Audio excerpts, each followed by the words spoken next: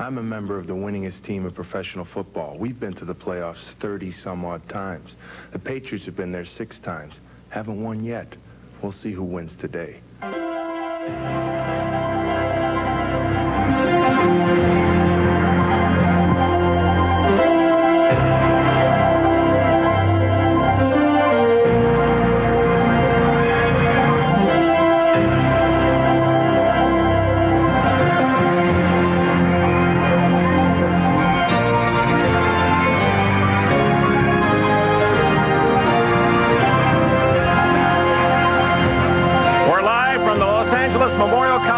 It's a long walk, about 100 yards through a winding tunnel from the locker rooms down to the field of play. 85,000 await. The Raiders meet the Patriots for a chance to play Miami next week and then on the road to the Super Bowl as we go to NFL 85 in New York and Bob Costas.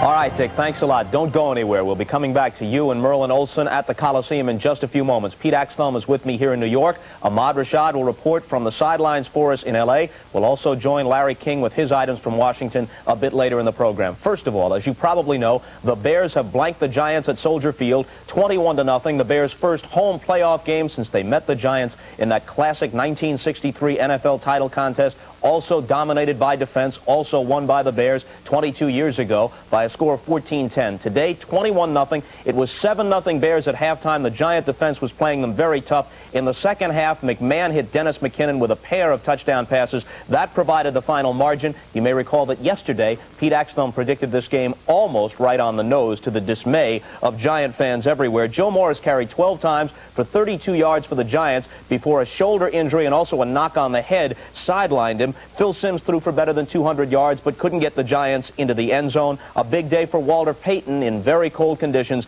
92 yards rushing, although he had to carry 27 times to do it. The Giants quarterback was sacked 6 times. The Giants never got to McMahon for a sack. A big, big day for Richard Dent. He was an absolute monster on defense for the Bears today. They go on to meet the Rams next week at Soldier Field in the NFC title game. The Rams and Bears did not meet this year. Interesting to note, however, and obviously the teams have changed since then, but in both 83 and 84, the Rams beat the Bears. Those games, however, were played in Los Angeles. Speaking of L.A., let's go back there now and join Dick Enberg and Merlin Olsen with their thoughts on the game between the Patriots and Raiders coming up in half an hour. Fellas?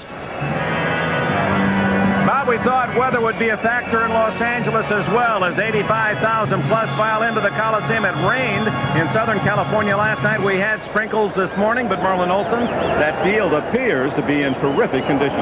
Dick, unless we get a lot of rain during this game, I don't believe we're going to have any problem with footing. That's good news. It's an easy game to look at because just like good theater and good cinema, you look up on the marquee and the stars are there. And for these two teams, the Patriots and Raiders, each has a headliner that has certainly drawn a lot of attention by the opposition. For the Raiders, that headliner is Marcus Allen, number 32. The thing that makes Marcus Allen so tough on a defense is that he can turn a broken play, like this play against the Broncos, into a long touchdown run. There's no question in my mind that not only a great deal of the preparation during this week, but a lot of the conscious thought of this New England defense is on number 32, Marcus Allen. He is indeed a marked man. That New England Patriots had that 32 step right on their foreheads. Okay, on the other side, Andre Tippett, his number is 56, and the Raiders certainly have been concerned about his enormous talent. They've got to find him first. They'll find him sometimes at that linebacking position, sometimes down in the three-point stance. Look at him here, breaking past Mickey Shore last week against the Jets. Past Freeman McNeil, sacks and forces the fumble on O'Brien. That's the kind of big plays that he's been making all year long. And believe me, he is going to be a thorn in the side of this Patriot or the Raider offense all day long. 2 stars, and they have the awards to prove it. Allen, the MVP in the league, and the top defensive player, AFC, Tippett. So the stars are ready, Bob. Okay, Dick, thanks very much. You know, with these two teams meeting on the Raiders' home field, it reminds us of the 1976 playoffs, although, of course, then the Raiders were at Oakland that year when the Raiders wound up winning the Super Bowl. They won Super Bowl 11 against Ahmad Rashad and the Vikings the following January with John Madden as their coach. They lost only 1 game. They lost it to the Patriots in Foxborough. Pats beat them big. They were routed, and they came back, and they were very lucky to beat the Patriots. They needed a penalty late in the game that gave them added life, and Ken Stabler was able to run in to beat them 24-21. It was the Raiders' crisis I don't think they'll have such a crisis today, but we'll talk about that later. Yeah, the Patriots won during the regular season that year, 48-17, and could have won the playoff game, as you say, Axe, if not for the roughing the passer call. And what a controversial call it was. Patriot fans still very upset with Ben Dreith, who worked that game as an official that day. And as a matter of fact, Dreith worked at Soldier Field today in the Bears-Giants game. And of course, there's not a Patriot fan alive that isn't convinced that Al watered the field that day, because everybody loses to the Raiders out there thinks he watered the field. In any case, the roughing the passer call against Sugar Bear Hamilton on Kenny Stapler kept the drive alive, and Stapler got the Raiders into the end zone for the 24-21 win. The Pats were out. The Raiders went on to win the Super Bowl. And we'll go on checking with Larry King in Washington, D.C. when we come back. NFL 85, the AFC playoffs. Brought to you by the full line of 1986 Volkswagens. By Budweiser Beechwood Age for that clean, crisp taste. This Bud's for you. And by the American Express card. Don't leave home without it. The new German-engineered Volkswagen Golf. We made it fast. We made it agile. We made it big. And at this price, we may have made it hard to buy just one. Golf. It's not a car. It's a Volkswagen. I've heard creative people are miserable money managers. On the contrary, my IRA from Metropolitan Life provides a tax deduction now and a generous retirement income. IRA? MetLife? They guarantee all the money I put in, no matter how much. MetLife sells IRAs? Maybe you should get one. With what I've got, I don't worry about such things. What's that? A pretty face. You'd be better off with an IRA. Get Met. It pays. When you're dealing with higher volumes of information and need answers fast, you search everywhere for solutions, but find it hard to get on top of things. That's why IBM created the personal computer AT, with the power to push high performance even higher. With the AT, fast becomes faster, and the capacity to handle data becomes greater, all to help put your business on solid ground. The IBM personal computer AT for advanced technology. That's in reverse on go. Ready? Okay, you guys, let's protect that quarterback. Okay, kids, that's it for today. Hey, Carrie, nice going. Hi, Coach. Don't forget the game Saturday. Thanks for leaving me to handle that meeting. I couldn't keep 20 adorable guys waiting. Listen, dinner's on me. The American Express card. It's part of a lot of interesting lives. Yesterday, Larry King told us that he had had a conversation with Don Shula. The Dolphin coach feared both the Cleveland defense and overconfidence on the part of his team. Those concerns turned out to be very warranted as Cleveland jumped out to the 21-3 lead. Now I understand, Larry, as we check with you live in Washington, D.C., you have an item about Richard Dent, and considering that he was the defensive star of the game for the Bears today, it's very apt. Go ahead. Yes, Robert, it's reported that Richard Dent's salary is $90,000 a year. If that's true, he is the most underpaid player maybe in sport. Had we had a pre-game show last week, and we did not have one because the Sun Bowl was played in Florida, you'd have accurately heard Don Shula's forecast of the Patriot-Jet game. He hit it on the money. Here's what the head coach of the Dolphins, who will be in the championship game next week, says about the game upcoming on NBC. New England is solid defensively. They have a very good chance to win today if they can shut down the running game, and if Tony Eason can repeat last week's performance and play error-free, the Patriots could win this afternoon. They've got to stop Marcus Allen, and Shula calls him the best running back in the AFC. It will not be easy. Don thinks it'll be a low-scoring game. Mark Wilson of the Raiders, probably the least respected quarterback in the NFL, but his record as a starter, 11 victories, 2 defeats. You figure it out. Baseball item, Bob. Edward Bennett Williams, owner of the Orioles, told me this week, quote, he's always listened to his baseball people. Now he's going to trust his own instincts. Some current Orioles will not be Orioles on opening day. More trades are coming for Baltimore. And in my opinion, Bob, if the fans could vote, TV's instant replay would be an official part of NFL coverage. Robert?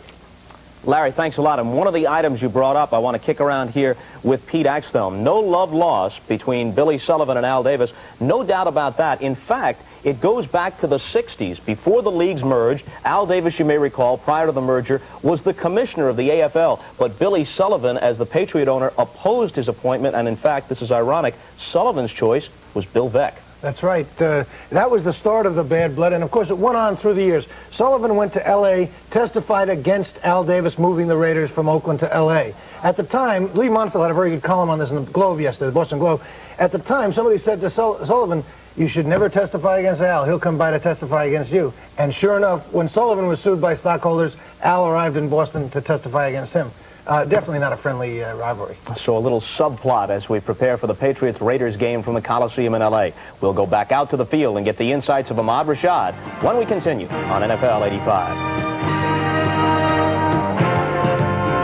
This bud's for all that you do. You keep America going. You keep the juices flowing. While the muscle, the hope and the hustle, you keep the country growing, and you make America work, and this bud's for you. You keep the nation trying. You keep the dream from dying. You're the believer, the fun and the fever. You keep the heart of it flying, 'cause you make America work, and this bud's for you. Here's to you. Beechwood Age for that clean, crisp taste that makes Budweiser the king of beer. You make America work, and this bud's for you.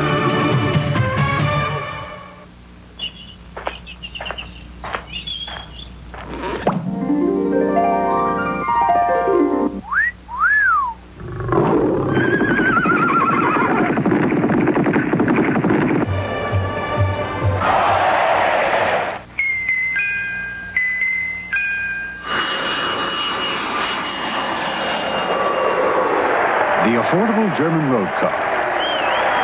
The Volkswagen Jetta. Ahmad Rashad has been our traveling man this weekend. Miami yesterday and then out to Los Angeles. He's at the Coliseum now. Take it away, fella. All right, Bobby, it's a nicer day here. It's a little overcast, a little bit damp, but it's gotten drier, and I think that the conditions are going to be fantastic. But, you know, when I think back of playing against the Raiders, it's always a special feeling. I don't know if it's part of their history because they've won so many games, or maybe the way they've won the games. They play an aggressive, attacking style that everybody knows about. Now, when you talk about roughing penalties, a lot of times roughing penalties can deflate a team, take all the momentum away. But with the Raiders, I talked to Matt Millen, he said, when we get a roughing penalty, we get fired up. Now, they not only intimidate with their style, but they also intimidate with the enormous size of some of their players. Well, I think Al Davis has always been kind of enamored with size and speed. Those are the two things that he really flips out over. He'll keep a 6'8" guy around here for 5 years, whether he can play or not, just so he can walk on the field and look scary. Well, what about the attitude, though? I mean, you guys have such an aggressive attitude, and it seems to be perpetual. Every year they got new players, and all the guys are the same. They're just kind of a knock-you-down, punch-you-in-the-mouth type of player. Well, I think the biggest difference, well, that's a good point, because, you know, the tradition here, all the way down from Willie Brown, Jim Otto, Gene Upshaw, Art Shell, I get the impression that when Gene Upshaw and Art Shell were playing, and you played against them in the Super Bowl, they lined up and they were going to run that 15 lead man, which is a play right off tackle behind Art Shell, or the 15 Bob Trejo, and everybody and their uncle knew where the play was going, but nobody could stop it. And it's the same thing defensively. We like to line up and get man-on-man matchups, and hopefully we're going to be the better man, you know, physically.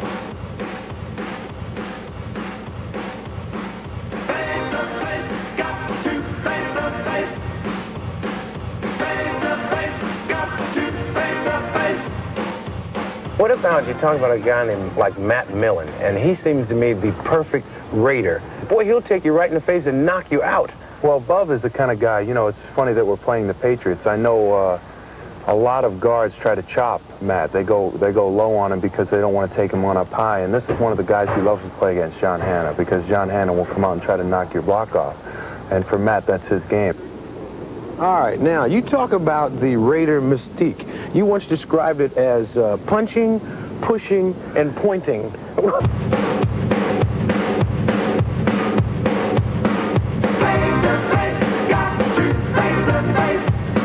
I've never been accused of being a finesse player, and I never will be.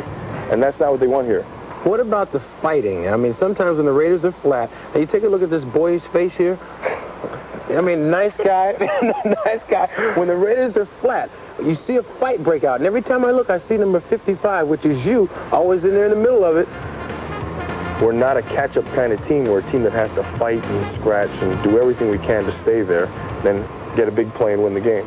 So when that situation comes up, it's my job, basically, one of the things my job description says. I can show it to you.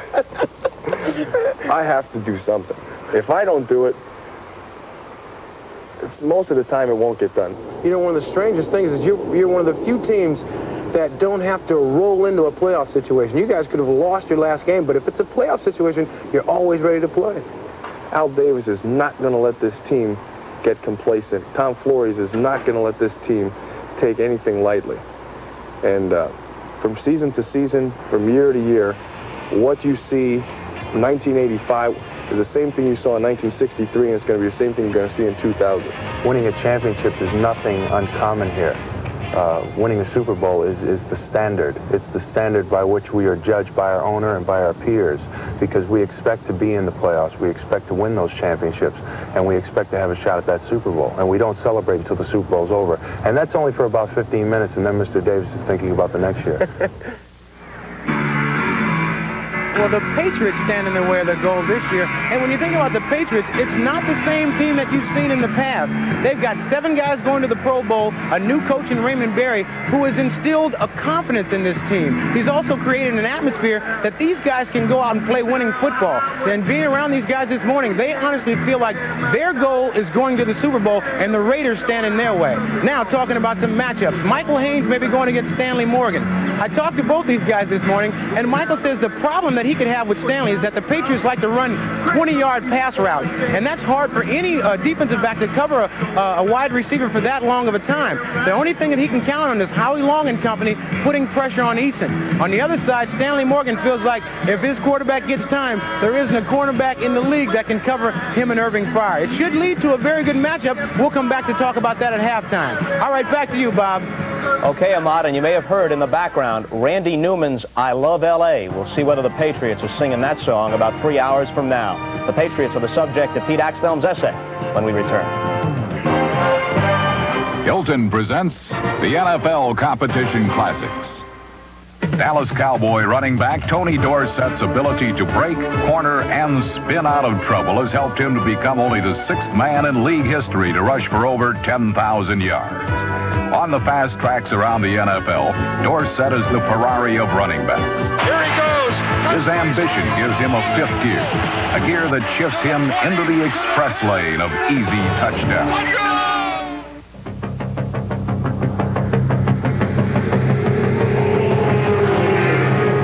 Ambition. It's the fuel that drives American business. Ambition. It's the energy to go the distance. Ambition. It's the will to win. Ambition. It's the force that makes Hilton America's business address.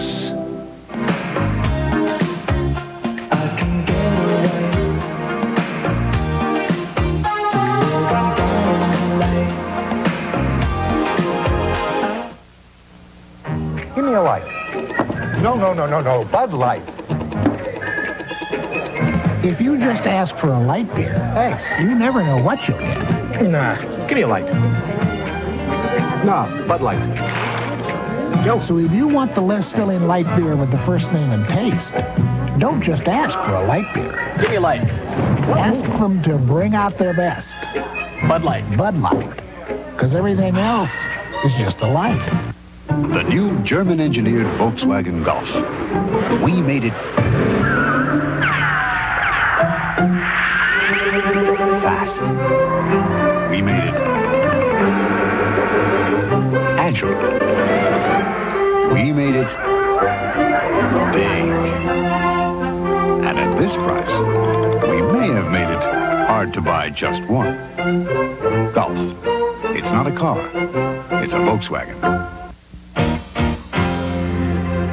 Hey, Texas, this one's for you. Come on, boys. We're the Texas Chevy dealers, and in honor of our great state, we're kicking off the new year with a specially created Texas Edition S10 Maxi Cab. It features special striping and emblem, special colors, and special option packages, all worth $820 at no extra cost. Get it now during our big Pride of Texas sale.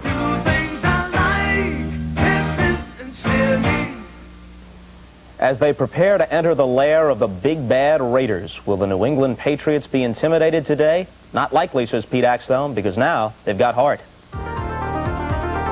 They have suffered for most of their history with the phrase, all that talent, so few results.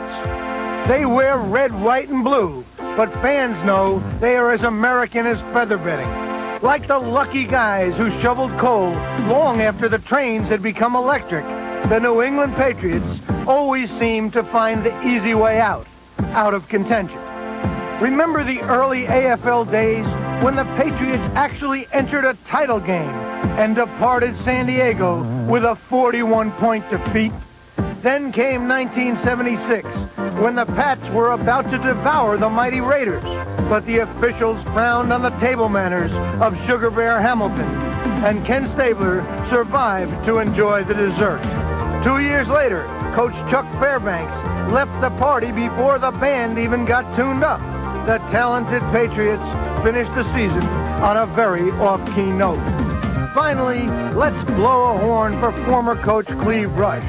He once got so despondent that he asked the media covering the team to fill out a lineup. Now that's desperation. But it's time to bury the myths and superstitions. The Patriots have finally added courage and character to their talent. Even if they failed to get past the Raiders today, they will treasure this season as the one in which they rolled up their sleeves and learned at last to do things the hard way, which happens to be the very best way to win. If you were with us yesterday, you saw Pete Axthelm reveal that he's been receiving hate mail from Giant fans. Hate mail, he says, was written in crayon. He responded with this prediction.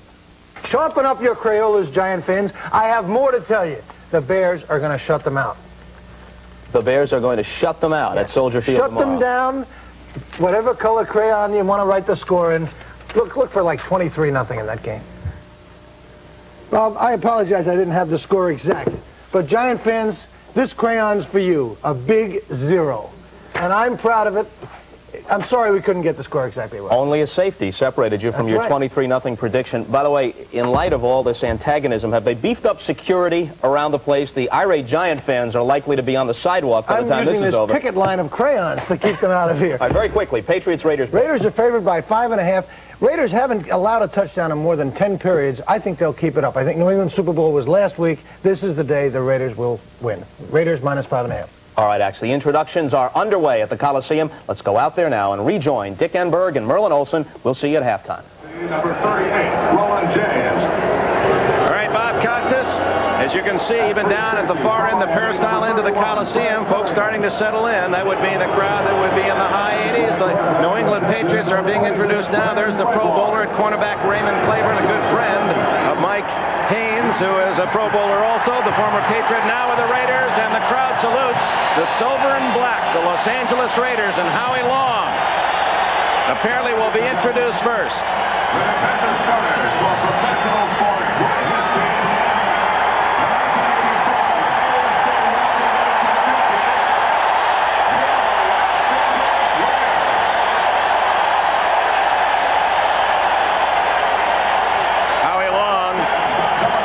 The feeling of these Raiders, they feel when they start each season that they are a Super Bowl champion. Anything less than that might as well be a losing year. 3 times Super Bowl champions. This year they have a design that would take them to their 4th and equal the Pittsburgh Steelers record.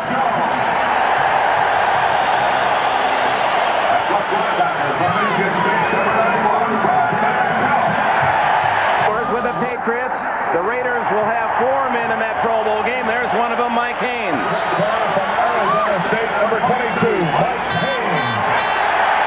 The Raiders and the Patriots Patriots play for the chance to meet Miami next week. We'll be back after these messages from your local station.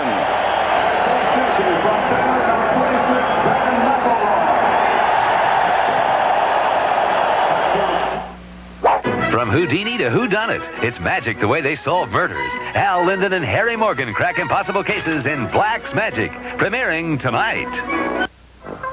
Morning, sir. That was some New Year's party you threw. Gerald, the sale price on this washer is much too low. Don't you remember the New Year's party? You said, thanks to you, Highland's New Year's sale would go down in history.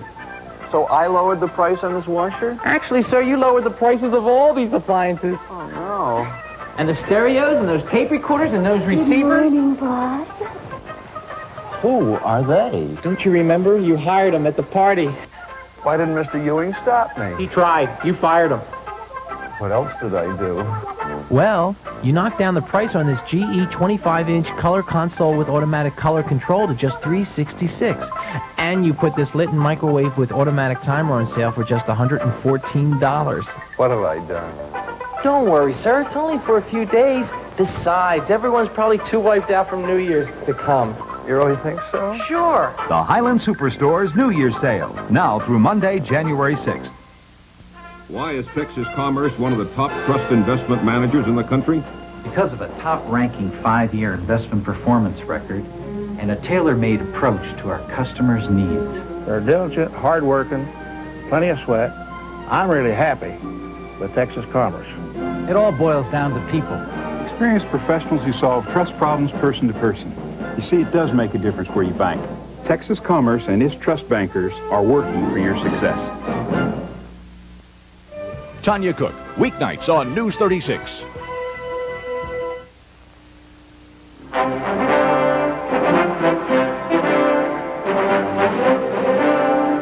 National Broadcasting Company is proud to be the network of Super Bowl 20.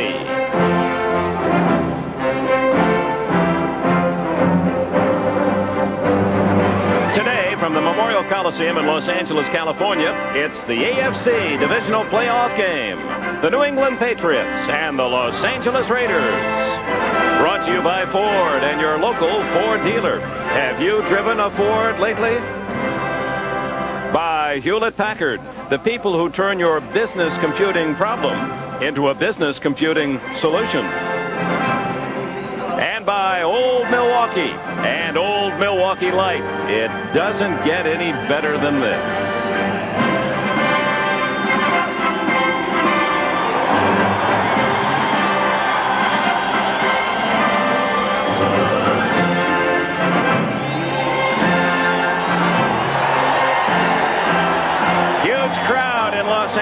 The largest of this weekend. You can see the aftermath of an evening and early morning rain. The Los Angeles Raiders and New England Patriots ready to go. The Patriots, who had not won a playoff game in 22 years until last weekend against the Jets. The Raiders, as we have documented, always expecting to be there, Merlin Olsen. No question, and waiting until last. All three other positions decided for this playoffs, I think, has even heightened the anticipation here. Tremendous adrenaline and emotion pumping on the field. It's interesting, the other three games, one by the favorite, one by the home team. That would seem, obviously, to favor the Los Angeles Raiders. We've talked about the many great stars we're going to see today. 11 Pro Bowlers in this game, 7 for New England, 4 for the Raiders. But there are two players, and interestingly, they are at a glamorous position that may be the most unpopular players on these two clubs. The two quarterbacks, and obviously the quarterback has more opportunities to affect the outcome of the game positively and negatively than any other player on the field. Let's look first at Tony Eason, and he has had an up and down season. A season in which he was able to get off to a very bad start, sat out for a while with Grogan on the field, and came back and has played very well. Still has thrown 17 interceptions, part of the negative side of his job. One of those big interceptions, this play in the earlier game against the Raiders, there were 3 turnovers in that game, resulted in 21 Raider points. And 2 of them were on-pass interceptions for touchdowns. That one by Lester Hayes. The other was by Sammy Seal. There have been some ugly banners chronicling the ill feeling that Patriot fans have toward Tony Eason. On the other hand, Mark Wilson people don't seem to believe in him yet here in Los Angeles. Well, the Raiders are quick to point out they've only lost 2 games with him at the helm. But Wilson has indeed had his ups and downs. What the Raiders would like to do is to take the burden and put it on Marcus Allen today. Let him run, as Eric Dickerson did yesterday. The Patriots, on the other hand, want to take away the running game, put all the pressure on Mark Wilson. So basically, we could say that the defensive scheme for Raymond Berry and the Patriots, they want to take out Marcus Allen the best they can. Force the Raiders to win with Marcus Wilson. That's exactly what they'd like to do. Now, Dick, one other thing that I think is really worth mentioning here. If the Patriots are going to win today, they've got to be able to do something that is kind of interesting. They believe they have enough speed at the outside wide receiver positions, and Ahmad Rashad talked about it, to challenge the cornerbacks, Hayes and Haynes. If they can get time for their quarterback, Eason, and do that, they can force the Raiders to change their defensive scheme. That really gives them an advantage. Well, a man in his own quiet, taciturn way that has done such an outstanding job and voted as the AFC Coach of the Year in a couple of polls already, Raymond Berry, the star with Unitas of that great sudden death game against the Giants back in 1958. Berry, a man who always overachieved, and he's asked a talented team to live up to their potential, and they have, winning 12 and losing 5 against a team that had the second best record, the Raiders, to the Chicago Bears, Tom Flory's LA team. And on the other side of the field, I guess we probably have the 2 most placid coaches in the NFL. Flory's a little more animated, but they are a very calming and steadying effect on their 2 teams. And what a great record Flory's has. The Patriots, Merlin Olsen, won the toss and elected to receive. In a game of this importance, sometimes coaches feel they'd like the other team to get the ball first. And maybe that's what Flory's is thinking about right now. Both these teams, I think, a little more confident in their defenses. And indeed, you'd like to put your best unit on the field. You saw that the Raiders have been to the well often and have succeeded. 3 Super Bowl championships, 2 and 4 limited playoff experience for the Patriots. We're underway. The spinning kick by Barr. Deep down to Stephen Starring. 81 for the Patriots, and he is nailed at the 22-yard line. Return of about 25 yards for Starring, a former college quarterback. Here is that Patriot offense led by Tony Eason, third-year man from the University of Illinois. He'll be protected by an outstanding line. Pete Brock, the center. Those 2 fellas on the top, Holloway and Hanna, are Pro Bowlers. Wooten and Moore on the right side. Stanley Morgan and Irving Fryer, dangerous on the outside. Lynn Dawson, better blocker than pass receiver at tight end. Tony Collins and a 1,000-yard rusher, Craig James, the running backs behind Eason from the 21. Craig James for 4, maybe 5. Into that black jersey defense, and oh, how the Raiders love that image. They wanted to wear black. It's their favorite color. Piquel on the nose had a big season, had 12.5 sacks to lead the club, but it's Howie Long, who's just a brilliant player, and Sean Jones for the injured Lyle Alzado. The linebackers are Martin McKenzie, the rookie, Millen and Van Pelt. Hayes and Hayes, they like to play man-to-man. McElroy and Turan at safety. Morgan in motion. James again, a big hole, and Craig James has a first down at the 38. McElroy made the tackle. Talking to Matt Millen just the other day, he said he thought the thing that James does best is cut back against the grain, starting to the outside and looking for that opening. He goes back inside, finds a gap in that defense, and is all the way into the secondary before they can get a hold of him. Well, there's a player here in Los Angeles cheering for James today, Eric Dickerson, who set a new NFL playoff record yesterday. College backfield teammate of James at SMU. Eason to Collins, almost right into the arms of the Raiders. Dick, James and Dickerson had dinner together on Friday night, and I asked James, I said, what did you tell him? He said, gee, I don't know, I wish I knew, but I hope he brings me as much luck as I brought him. He wishes now he'd eaten the same meal that Dickerson did. 248 yards yesterday in the win just down the freeway in Anaheim to set a new NFL record. In fact, exploding Keith Lincoln's old mark, 42 yards better. From the 38.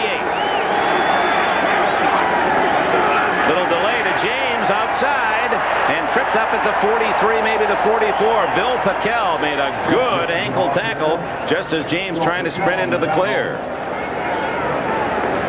Dick, I mentioned the importance of getting time for the quarterback to throw the football. probably the most important factor in that is to be able to establish the running game. Both of these teams, I think, offensively coming out with the same thought. Make them respect our run game. Patriots, 9th best offense, and the Raiders, the 4th best defense in the NFL. Eason with the crowd trying to help the Raiders. Collins outside, gets a block, and has a first down at the 50. Making the 49 of the Raiders. Barnes made the tackle, and Collins, a good ceiling block on the corner, was able to get outside for the first down. Looking at it from the end zone, you'll see the little toss right here. And one of the nice things about this Patriot backfield is they are unselfish. Both Collins and James willing to block for each other. There was also a fine block on that play by tight end Dawson, Len Dawson. John Hanna, 73, the All-Pro, 8 consecutive Pro Bowls, also out there throwing the key block. First down, first invasion of Raider territory. Eason, complete, and is it a completed pass? Yes, it is. And the Patriots, no, now they wave it off. No signal initially, and then the sign. Stanley Morgan not able to tuck that one away. Let's go back and take a peek at that. You remember, he's only got to get both feet down on the ground after he gains control of that football until it's declared a legal reception. No, he did not get both feet. All right, he's hiding in there behind a defender, but the officials looking from another angle had that one cold.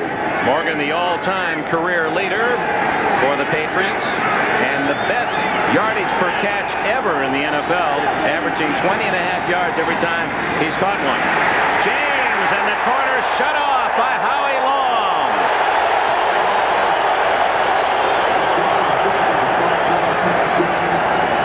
Colorful defensive star from Villanova, Howie Long. Howie singled up on the right side. He moves all up and down that line. And you saw Holloway getting a hold of his face mask there. Now, I guarantee you that Howie Long will make him pay for that somewhere during the game. A loss of a yard. It'll be 3rd and 11. Just underway. 3 minutes have been played.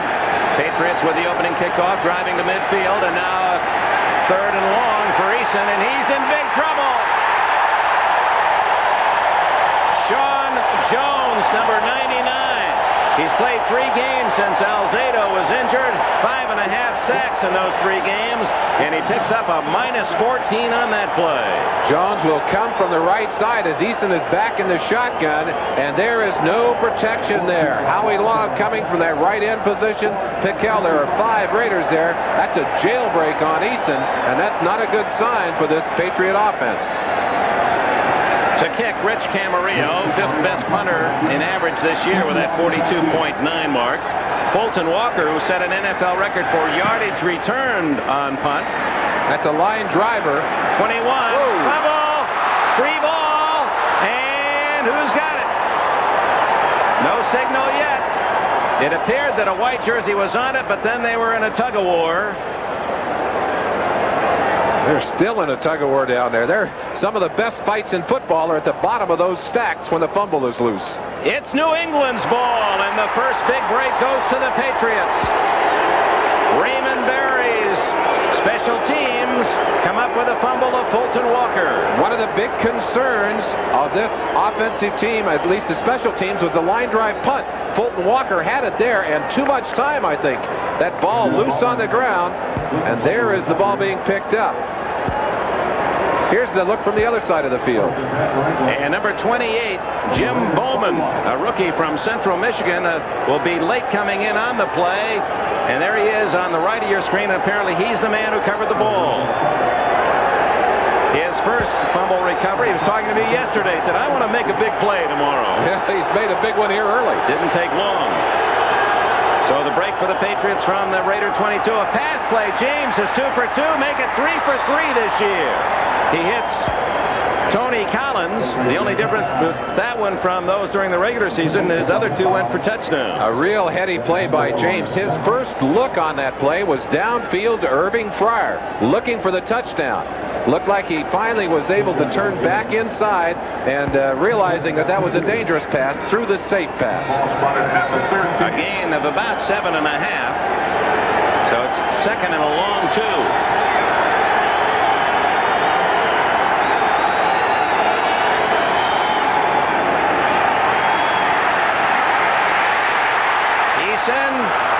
Touchdown, Lynn Dawson, the tight end.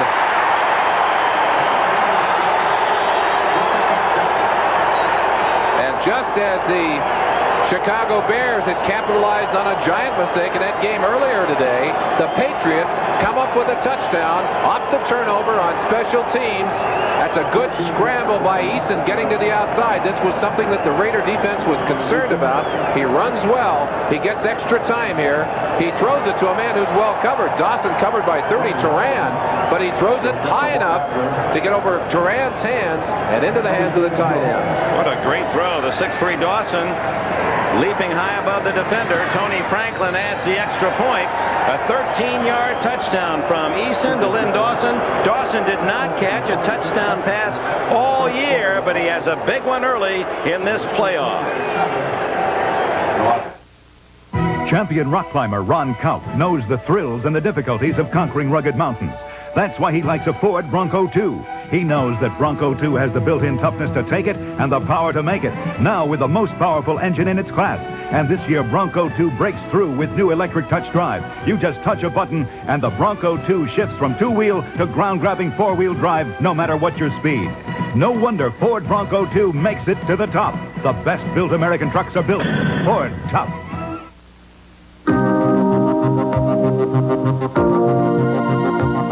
You finally get the answer, and now you can't wait to tell someone.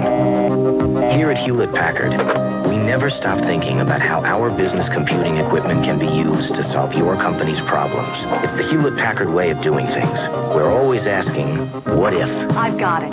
They need easy access to their database, right? What if we use the personal productivity? The Florida Everglades and Old Milwaukee both mean something great to these guys. The Everglades means airboating, as close as you can get to flying without leaving the ground. And Old Milwaukee means a great beer. Cold, crisp Old Milwaukee beer and smooth, golden Old Milwaukee Light. There's nothing like the flavor of a special place in Old Milwaukee beer. Old Milwaukee and Old Milwaukee Light. Hey guys, it doesn't get any better than this. Oh, a lot going through the mind of that man. Fulton Walker, the former Miami Dolphin, acquired by the Raiders this year. He muffed that punt of Camarillo to set up the Patriots at the Raider 21. 2 plays later, New England leads 7-0.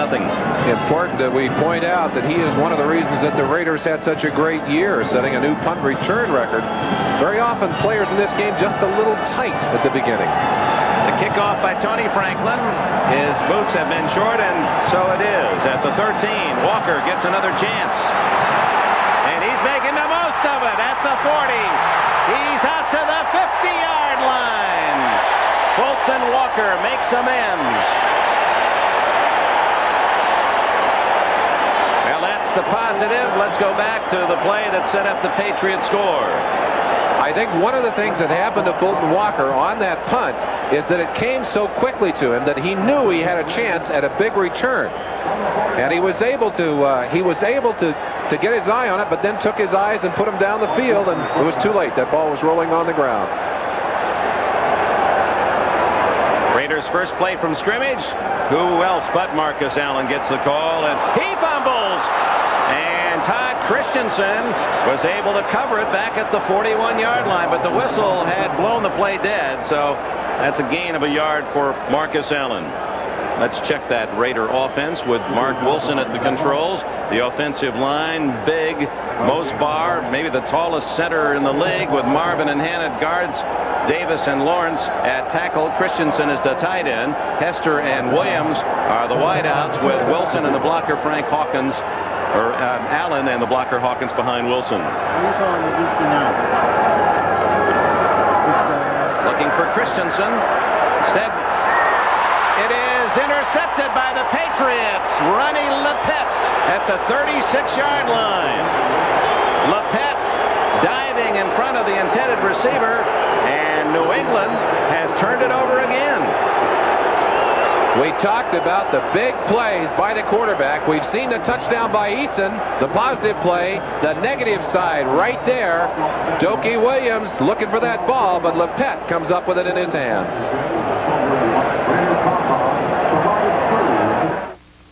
Who has taken the intimidation out of VCR programming?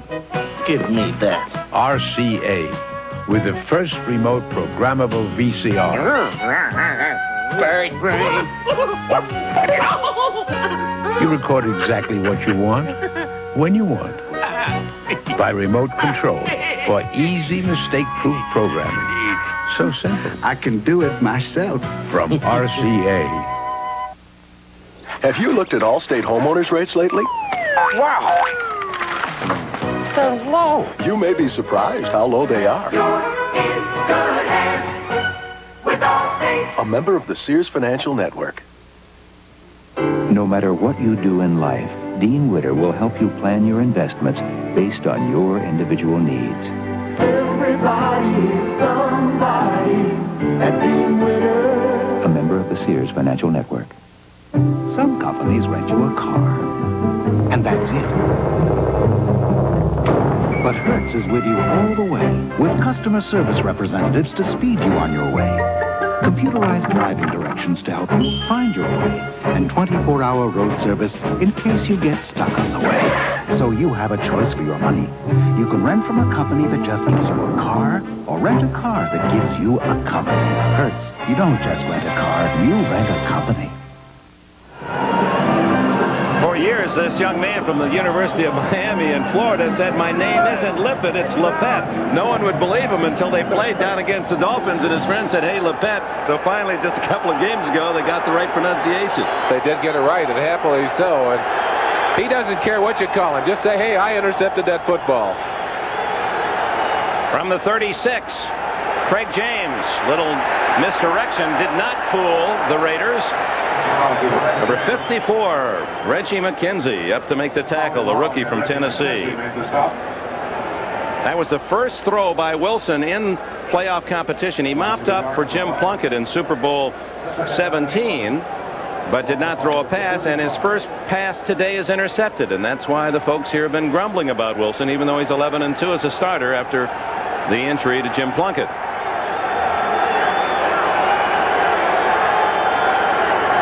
Cornerbacks of the Raiders right up on the line of scrimmage. Eason down the middle, wide open is tight end Derek Ramsey, and a first down at the 36 of the Raiders. The Raiders' scheme of defense tries to make you play on the long field. They cover everyone tight and count on the pass rush to force the quarterback to throw before he's ready. Look at how much time Eason had. And because of that, they were able to get the tight end open down the middle. There he is, coming down, Derek Ramsey, a former Raider himself, and apparently someone either blew that coverage, well, maybe McElroy, late in getting there. Hard to tell. It might have been a linebacker who should have been on him early. 29 yards on the play, and a first down for New England. They lead 7-0, and James ducking in for a yard. Dick, this quick start by New England may offer them another option. One of the questions that was asked, can they play the kind of conservative football they played in the last part of the season with Eason at the helm against the Raiders and win? With a fast start, touchdown on the board, and another quick turnover, they may be able to do that. And they have to have their feelings buoyed by the fact they scored against that Raider defense. L.A. did not allow a touchdown the last 2.5 games. Collins wrapped up by McKenzie. Long was there as well. But Reggie McKenzie, he and his twin brother out of the University of Tennessee, both as long shots. Reggie, a 10th round pick. His brother Raleigh, I believe, was an 11th round choice of the Skins, and they both made NFL rosters, and Reggie as a starter. Yeah, a lot of people, I think, asleep at this switch this year, that this young man didn't get more recognition as Defensive Rookie of the Year. He's been in that starting lineup and performing well all year long. A loss of 5 on the play to make it 3rd and 14. Both wide receivers to the right. Morgan split left. And they run James left. And apparently either false movement or delay of game. I think they clock and run out on him, and they are going to charge them for delay of game. Jerry Markbright, the referee. Delay of game. Offense. Third down. While we have a chance, we might note that this is a hybrid crew. These are not officials that have worked with each other all season long, but by merit have been joined here. There's 160 years of officiating experience represented by the Zebras today. 87 college years and 73 combined years in the NFL.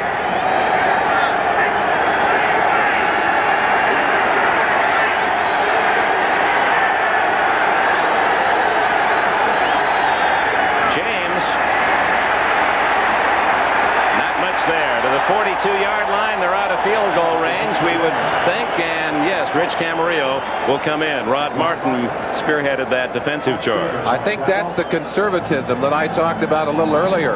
Running in an obvious passing situation out of that shotgun. Barry's philosophy, very simply, let's not make the mistakes. Let's make them beat us. Let's not beat ourselves. Here's Raymond Barry, boyish looking 52. 20th round draft choice himself for the Colts, now a Hall of Famer. Colton Walker at the 10 for the Raiders. Lost! And it takes a big Raider bounce all the way to the 20. Raiders ball at the New England 16.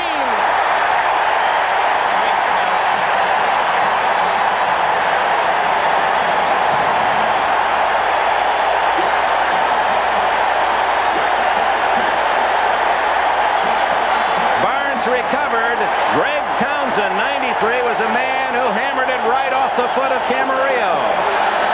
The New England Patriots got the quick break on a turnover on special teams, and the Raiders come right back to force the mistake here. Townsend stretching out right to the foot of Camarillo, and they have it on the 16-yard line. That's a 44-yard play for the Raiders. Marcus Allen for about 4. Here's the tail end of that play. You see the stretch and the knockaway right there. That ball going right back. He really caught a hold of that. Knocked it in the air some 20-25 yards. And then there's the ball rolling. Barnes there to get it. Grab it, but he's down on the spot. Allen carrying for 4 yards. As you look at Greg Townsend, and it'll be the big defensive play from Texas Christian University, a third-year defensive end. Raiders trying to tie it up. 5 minutes left, first quarter. Wilson through the hands of Christensen. Todd Christensen, who caught 82 passes this year. Again, leading the Raiders. He's averaged 85 catches the last 3 years. Wilson making a good choice and a good throw here, and the usually reliable Christensen. Well, it is thrown behind him, but believe me, that's the kind of catches he makes day in and day out, practicing on the field. You've got to hang on to that kind, especially when you've got a chance to get in there and score some points. 3rd and 6.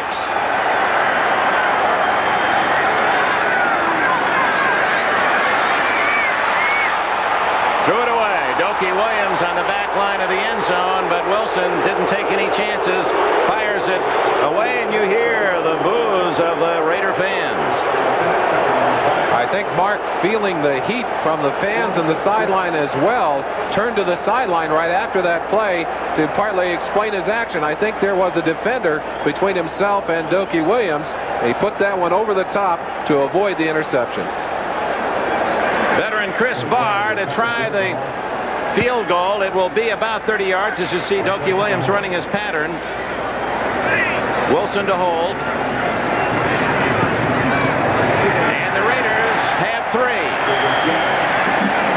Greg Townsend's block punt leads to a Barr field goal. It's 7-3 Patriots.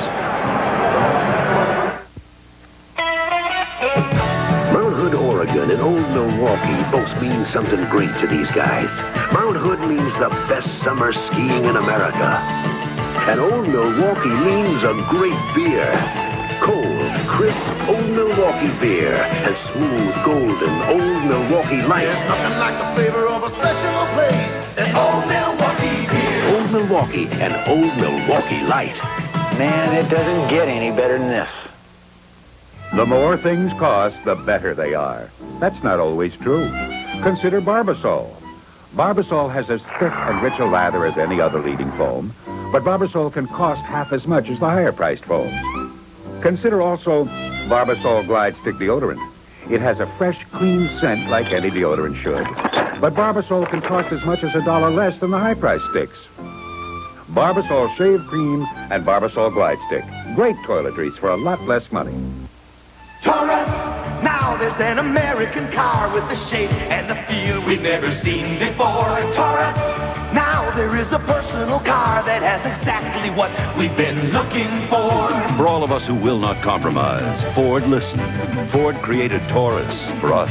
Taurus, Taurus for us. Taurus for us. Have you driven aboard lately? The best and brightest of the bowls are on NBC. Next Saturday, the Hula Bowl spotlights Lombardi Trophy winner Tony Casillas, running back sensation Napoleon McCallum, and the nation's top senior All-Americans in their final collegiate appearance. The Hula Bowl. College football's best and brightest are on NBC Sports. Welcome back to the Coliseum in Los Angeles. Dick Enberg with Merlin Olsen. Earlier today at Soldier Field, Chicago, the Bears shut out the Giants 21-0. Two shutouts on the NFC side. Barr's kick to Stephen Starring. A bit of a gamble by Starring, and he does get it to the 20, but a flag goes down, and one would suspect that'll go against the Patriots. It appeared to be a break-even gamble for Starring, who probably should have stayed in that end zone. He got back to the 20, but if they mark it back to the 10, that was a little bit of a costly mistake. Illegal block, number 51, on the run back. Brian Ingram guilty of the foul, and so New England will start from just inside its 10-yard line. Special teams, Merlin, why is it when we get to the playoffs, you usually see more conservative play, more running, but also the big plays on special teams? I think in part, Dick, it's because emotions are running so high, and that means players are a little bit faster. Maybe their decisions are not quite as good. That decision was not good, the block on the back. Each of the two games today featuring a big early special teams play. Landena's failure to punt leading to the Bears' first score, and we've had two big turnovers here. Eason going again to the tight end, Ramsey. That's the third completion to the tight end, one for a touchdown to Lynn Dawson. Matt Millen on the coverage. We'll be selecting the Michelob Most Valuable Player for today's game. Why don't you watch along, see whom you would select as today's top honor, and we'll have that for you later in the game. Second down and 5 yards to go. Sun trying to break through. There is some blue sky off to our right toward the east. After morning showers, field is in superb condition. 2nd and 5. Tony Collins stopped short. Former star at East Carolina, who has become quite an outstanding blocker, helping Craig James, and has handed off the star running role to his teammate Craig James, and he's doing the blocking for him. Down in the trenches, the good nose tackle, Bill Pickell against Pete Brock. Let's just turn it loose and watch these two gladiators hammer it out down there on the line of scrimmage. Brock with that good leg drive. You saw him driving Pickell off the ball. If that continues, you'll see more and more plays up inside. 3rd and 1. James, he doesn't make it. Howie Long there. And the hole was filled along with Long by Sean Jones. Well, Pickell was driven off the ball the last time. What happens here? Pickell pushes Brock into the hole. Well, sometimes you win and sometimes you lose. It's 1-1, at least in the last two plays, between Pickell and Brock.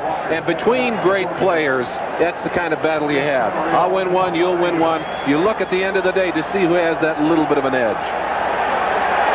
Camarillo will punt from around his 10. Walker back at the Raider 38. Whoa, that was close to being blocked. Terrific kick. Walker at the 32. 40. Dances to the 44. 49-yard punt, 17 yards on the return. Mosi Tatupo eventually will make the tackle. Look how close Camarillo came from a second one being blocked.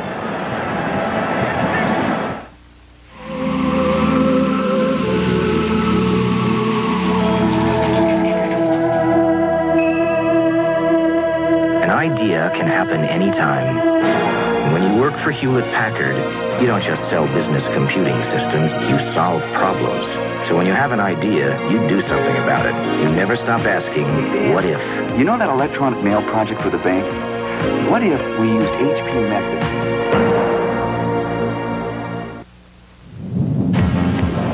You begin with raw steel.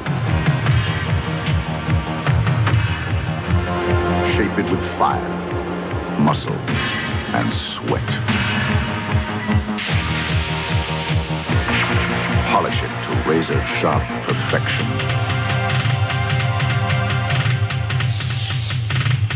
We're looking for a few good men with a medal to be Marines. The game that counts, the pressure mounts, the kickoff's almost here. I know the way. Now you're talking football. Now you're talking beer.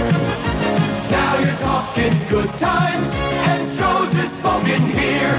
Stroh's, fire brewed for smooth, consistent taste. Now you're talking Stroh's.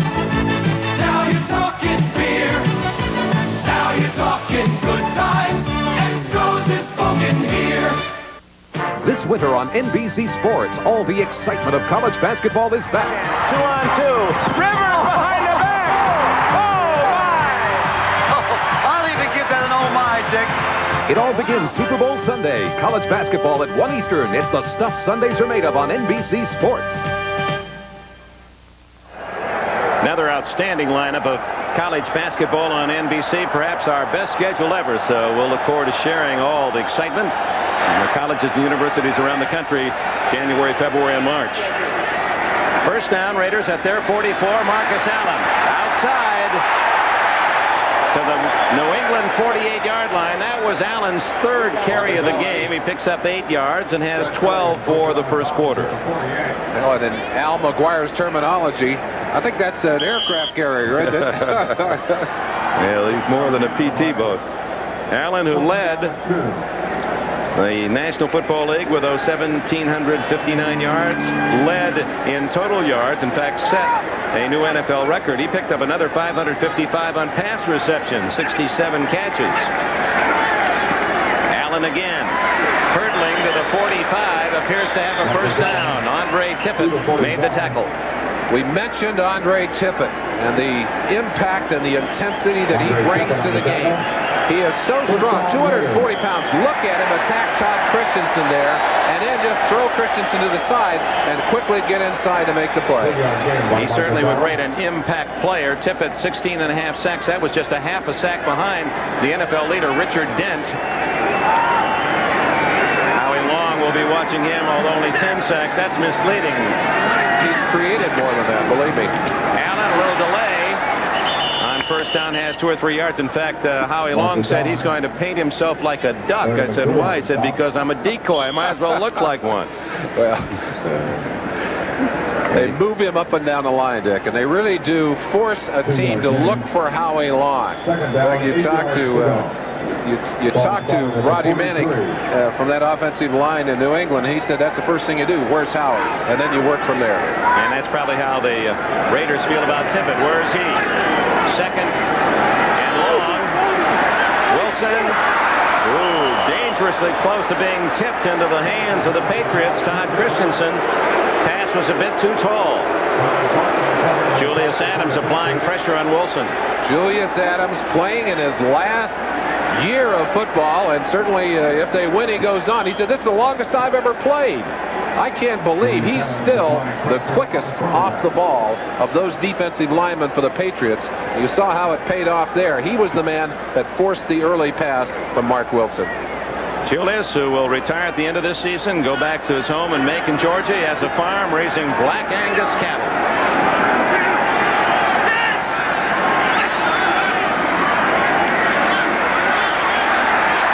Good move by Wilson. And he has the first down inside the 35. That ball rolled loose as Wilson hit the ground. Jerry Markbright quickly there to say not a fumble. It will be first down, Raiders. And that's something that Mark Wilson has done more and more effectively as the season goes on. Watch Tippett. He is going to chase Wilson at the end of this play, and watch him try and reach for the ball. Right here. Tries to snap that ball out of Wilson's hand. Mark carrying it low. A dangerous play. Could not quite reach that football. Garen Veras, a rookie from Stanford, number 60, finally made the tackle. First down, Raiders at the New England 34. Final seconds, first quarter. Marcus Allen. 2 or 3 hard-earned yards for Allen, who has been described as unreal, and he had even a better season than those in the past. He scored 58 touchdowns in the 56 games in which he's carried the ball. Final seconds tick away, and that is the end of the first quarter in Los Angeles. The Patriots 7, the Raiders 3.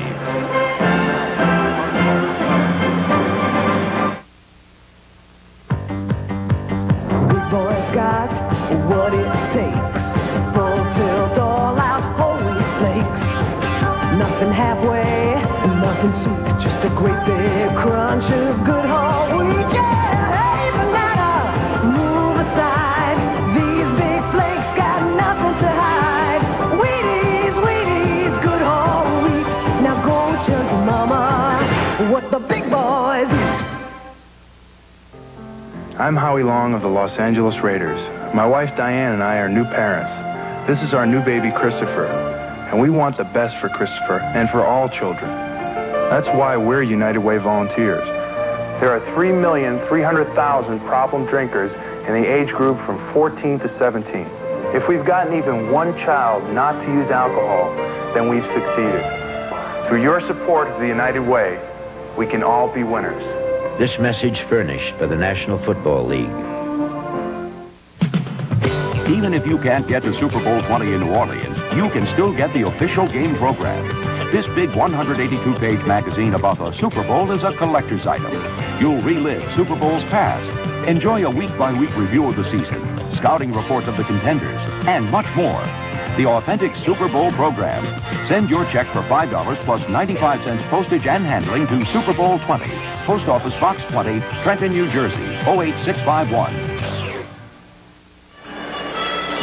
2 turnovers, the key statistics. New England using the fumble recovery to get a touchdown, and the Raiders the blocked punt. Actually not a statistically an official turnover, but you have to think of it in that regard, and they got 3 out of it. That big 0 in passing yardage, I'm sure, jumped out at all of you at home. Mark Wilson has yet to get this passing game for the Raiders on track. Start the second quarter, second down and 7. Marcus. Oh, is he clever. Always seems to be just that half step out of your reach. That's when you close in on him. It appeared that the Patriots might have him for no gain. He picks up 5, slithering to the outside. Eager on that play to get upfield, but still waited carefully all the way out.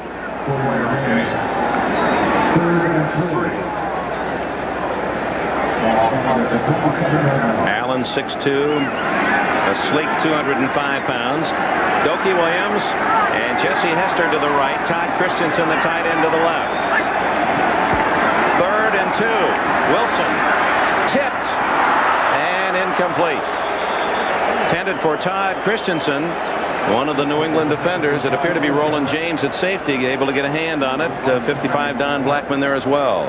And here comes Chris Barr in the field goal unit. Wilson will hold. It'll be a fairly long attempt by Barr, who kicked his longest of the season in the last game against the Rams, a 51-yarder. This one will be 45.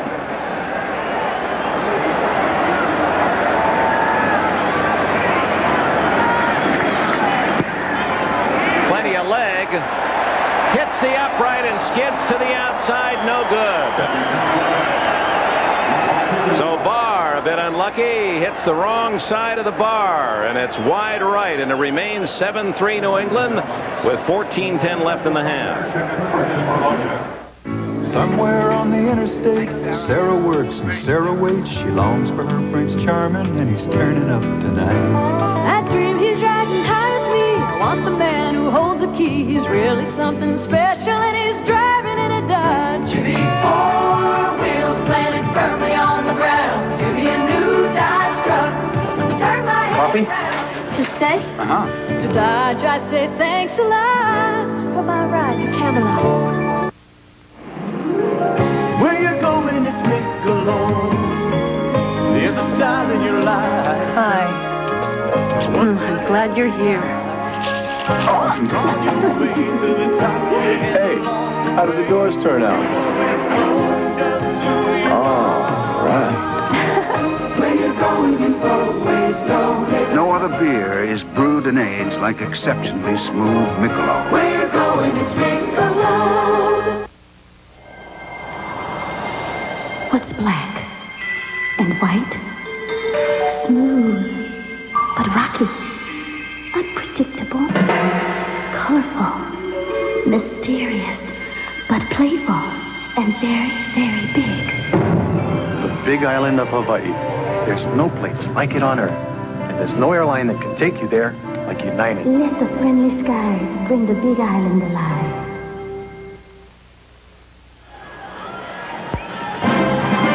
Today's game is brought to you by America's best back trucks. At Dodge, we don't just talk tough, we prove it. By exceptionally smooth Michelob. Where you're going, it's Michelob. And by John Hancock Financial Services, meeting today's needs with a range of financial products. 14 minutes and 10 seconds left in the second quarter. The New England Patriots leading the favored Los Angeles Raiders 7-3. The missed 44-yard field goal by Barr, and Eason sets up at the 27. Good protection. He goes deep, and the closest player was McElroy, the safety of the Raiders. One receiver, Fryer, went to the inside, and Morgan to the outside, and Eason threw between them. Both the wide receivers off to the right on that particular play, and they were trying to force that ball deep, get it deep. They're still trying to get that speed match against those Raider corners. Hayes and Haynes at the corners, each with 4 interceptions this year. Lester did not make it to the Pro Bowl, and Mike Haynes was selected again.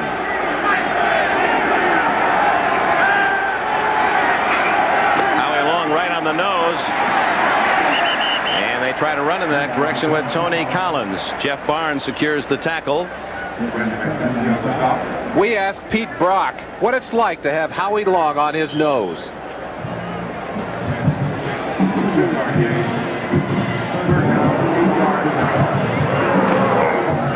Well, we lost a little bit of his answer, but there's Howie, who comes inside. One of the things that makes him so tough, and Pete told me this before the game, is that Howie can rip with either arm. He's not either predominantly right-handed or left-handed. It means he can go either way. You can't overplay him.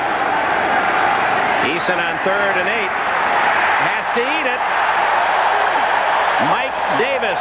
For the second time, they used Davis on a safety blitz. And it's worked on both occasions. The Raiders were second only to the Bears in sack count. They had 65 in the regular season. Coming from the left-hand side of your screen, number 36, Mike Davis. And one of the defenders there leaning in before he should have taken his concentration. That's Wooten, number 61, the guard, who's the option pickup man. Did not see Davis coming, and it was a costly mistake. Camarillo to punt. Fulton Walker back at the Raider 38. Wobbly boot. Walker at the 34. Ooh, juggles. Stays on his feet. And he's to the 47-yard line. 47-yard kick, 13 yards on the return by Fulton Walker, former West Virginia Mountaineer. Timeout, 12:48 remaining in the half. Grace sure looked good tonight, didn't she? Yeah.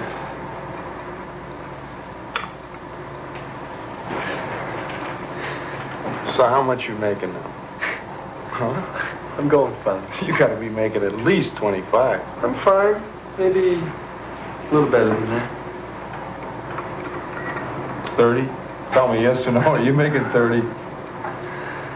Yes. 30? Around 30. Got any investments? Any stuff? Got the car? That's not an investment. You got an IRA, life insurance? Not really. You're making 30. And you don't have anything like that. What do you think? You're 18 years old or something?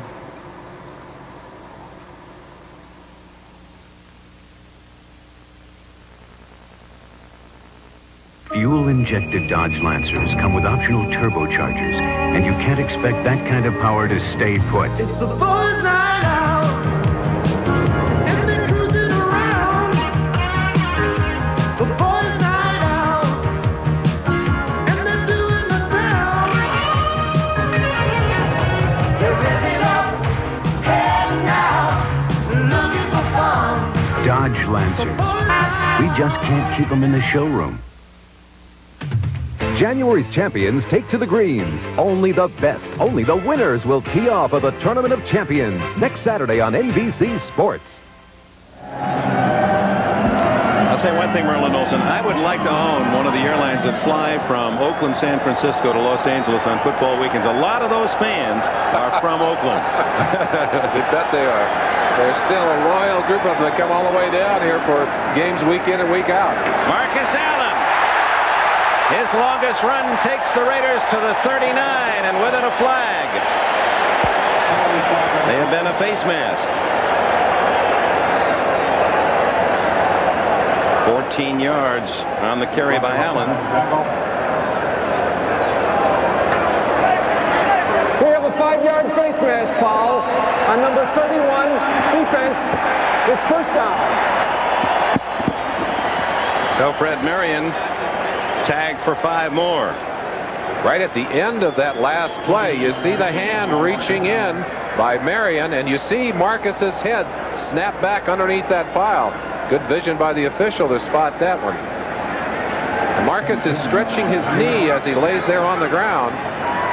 They're out to check him out, and of course, Kenny King has replaced him in the backfield. Wilson. There's his first completion. It goes to Doki Williams on the near sidelines at the 21-yard line. First down, 13 yards on the play. Got to believe that Mark Wilson's saying to himself, all right, finally got one of those suckers in. Doki Williams able to get Lepet to turn away and then broke into the sideline. It was a fine play by the Raiders. They put a lot of pressure on you. They like to run those patterns deep, and they're a little out of sequence. Looks like Marcus is all right on the sideline. That's good news. King, who carried for only 67 yards all season. Instead, it's to Hawkins. The big pullback from Nevada Reno, plowing to the Patriot 13-yard line. Larry McGrew made the tackle. We usually see Frank Hawkins in his role as blocker for Marcus. Here the role is reversed. Number 73, Charlie Hanna, playing here on the same field with his brother Hog Hanna, gets a good block on that play on Don Blackman, 55, to help make that run possible. We'll see, of course, John Hog Hanna. Well, the Patriots have the ball. Allen is back in and leaping close to a first down. Appears to be about a half-yard shy at the 10. I talked to Hog Hanna, and he said that he and Charlie were going to have dinner on Friday night. And I said, you going to talk football? He said, no, it's against the rules. But he said, I'm going to tell him he looks a little tired, and I hope he can take a rest while I go on to the Super Bowl.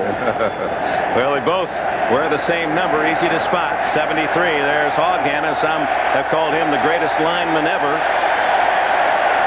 Charlie, who has played both guard and tackle, now settling into the guard position. It's enough for the first down. And the ball spotted just outside the 10, so Tom Flores' Raiders can get a first down without a touchdown. Larry Kennan signaling from the sideline there as he stands next to Tom Flores. The Raiders went to a signal system to call the plays when Plunkett went down with his injury. Mark Wilson having the plays called for him. That's a first for this Raider team. Doing that dance of his, looking for the opening. A flag is down. It's interesting that Steve Grogan was calling his own plays for the Patriots until he was injured. So the veterans, Grogan and Plunkett, called their own plays, whereas their replacements had them signaled in. And I think, Dick, that those are two of the last quarterbacks, along with the Pittsburgh Steelers quarterbacks, that are going to have that option. That's a dying breed, the quarterback that calls his own play. Holding, number 65, offense, first down. Mickey Marvin, the right guard, first Los Angeles penalty. Remember back when Paul Brown was succeeding year in, year out with the Browns, and he used the messenger guards, and everyone thought, oh, that'll never catch on, sending in your plays from the sidelines. Well, Brown, as was the case in so many areas, ahead of his time by a couple of decades. Now everyone's doing it. Steve Grogan. He was activated a couple of days ago, has a couple of screws in that broken tibia around the knee of the left leg. You saw that injury against the Jets back a month and a half ago.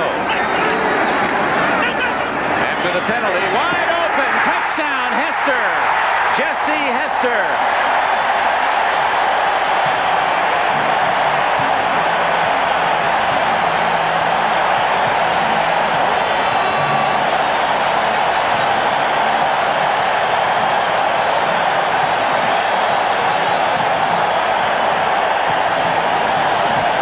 From Florida State, the Raiders' #1 draft pick, and Los Angeles leads for the first time.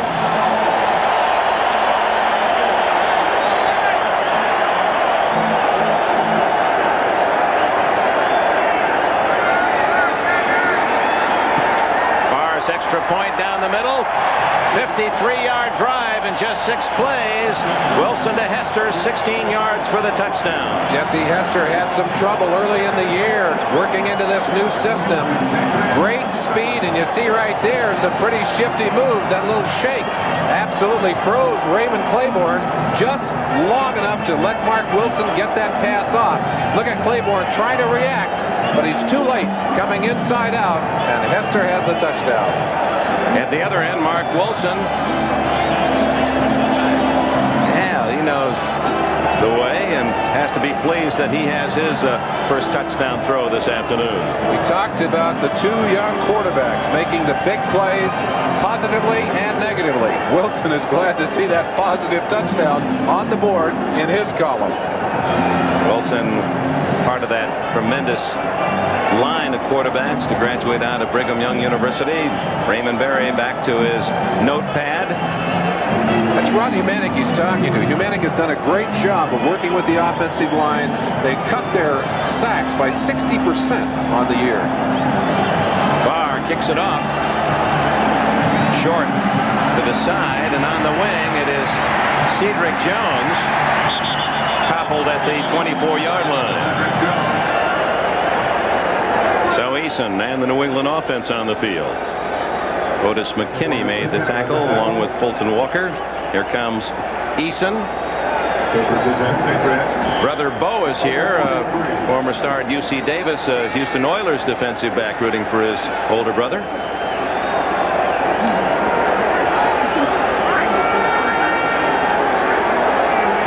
Patriots start from their 23. 10-7. Raiders lead for the first time. 10.5 minutes left in the half. Tupu bobbles, and the Raiders have it. Howie Long was in control before he went out of bounds. He's everywhere.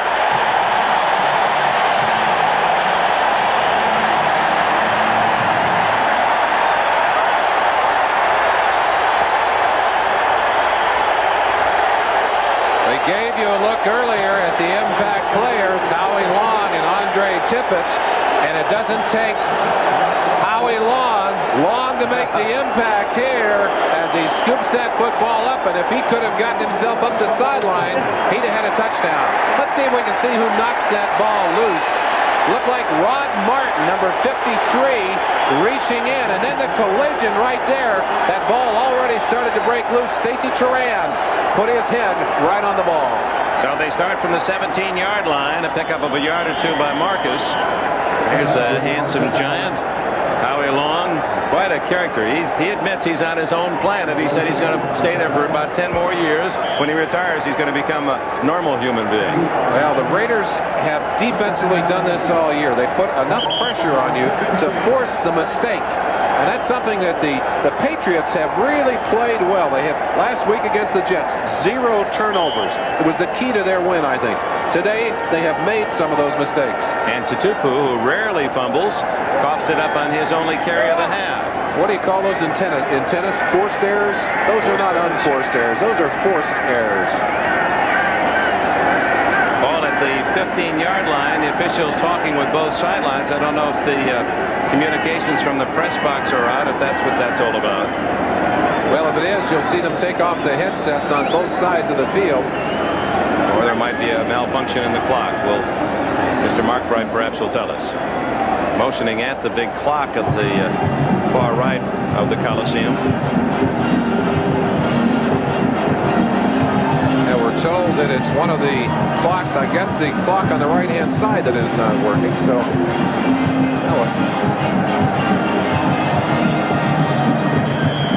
Tutupu fumbled only once all season.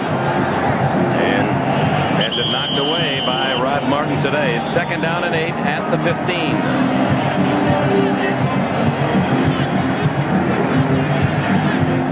Quiet man, Raymond Berry, but what intensity he's brought to his team. Quiet intensity, but it is there. Trying to add their 10-7 lead, the Raiders. Marcus Allen is wide open. But good reaction by Raymond Claiborne to stop him for a short gain of 3. How often you see a player victimized, makes a bad play, and that energy and that emotion and that adrenaline is pumping. Claiborne comes right back and makes a big play there to keep Allen, who is so deceptive in the open field, from making any yards after he caught that pass. Another whistle by referee Jerry Markbright as he looks at that clock. Dick, I talked about the intensity of Raymond Berry. There's a problem with the clock. We're checking on the clock. Okay, we'll let you do it, Jerry. 30-second clock working. Pete Brock talked about Berry this way. He said, if a guy with his integrity and honesty tells you he can win, tells you that you can win, pretty soon you start to believe him. And I think maybe that was the most important contribution that Raymond Berry made to this New England team, was convincing them that they could win, and then helping to show them how to do it. And then when they did win, and even when he won some honors as Coach of the Year, not taking the credit himself. He said over and over again, I didn't carry the ball once, I didn't catch one pass all year. My players did it. Said he learned his football from quite a student himself, his father. They said that's where it all began. His father has been a highly successful Texas high school football coach for many, many years.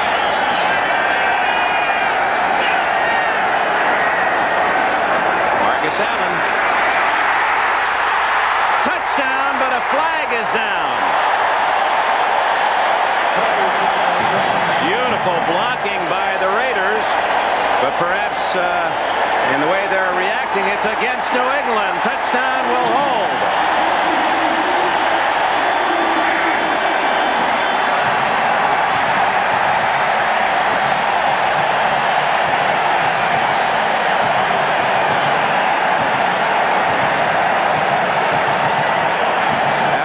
Shaky start. These New England Patriots very quickly establishing the silver and black, establishing their dominance here in the first half.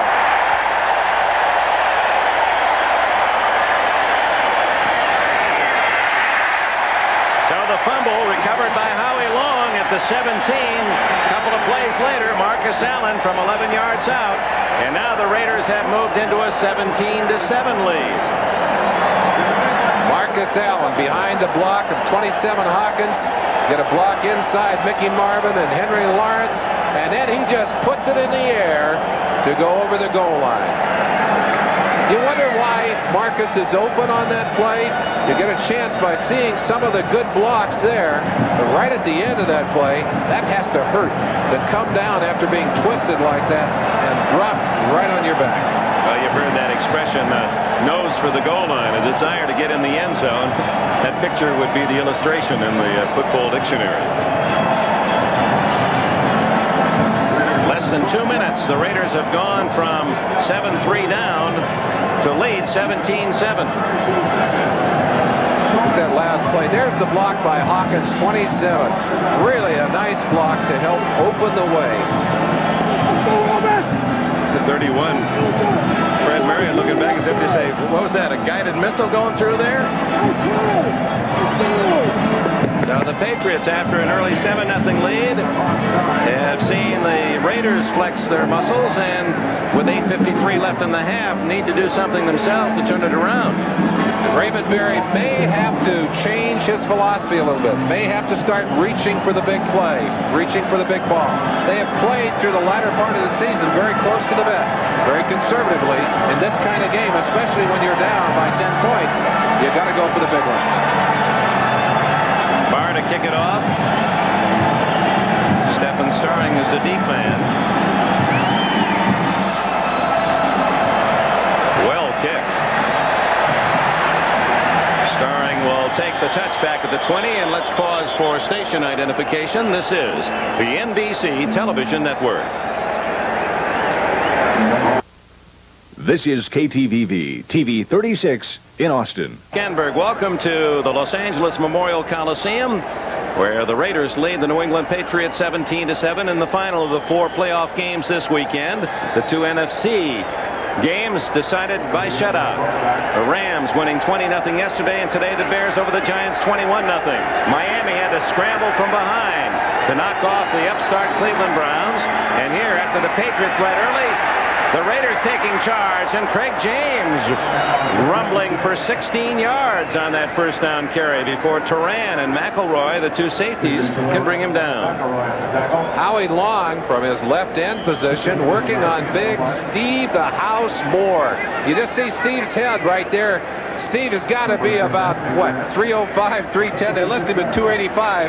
There's no scale I know of that would register in that way, but he locked up Howie Long on that play and neutralized him. First down across the 35. James again to the 39.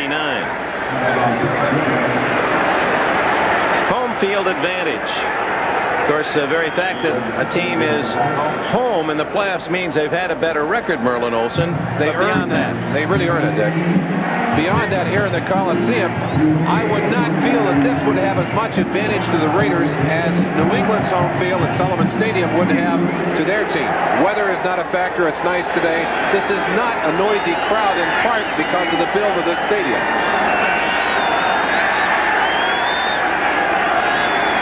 Good fake by Eason. Wide open is James. 40, 50, all the way to the Raider 37-yard line goes Jesse Craig James. Well, you want a little razzle-dazzle. You want someone to go for the big plays. Raymond Berry pulling it out. Les Steckel calls the plays upstairs. A little bootleg and a rollout. It fooled the Raider defense, and James all alone makes a big gain on that play. Here's the other end of it as James. He was 15 yards in the open when he caught the ball and then just sprinted up the sidelines before Jerry Robinson knocked him out of bounds at the Raider 37. 7 minutes, 22 seconds remaining, first half.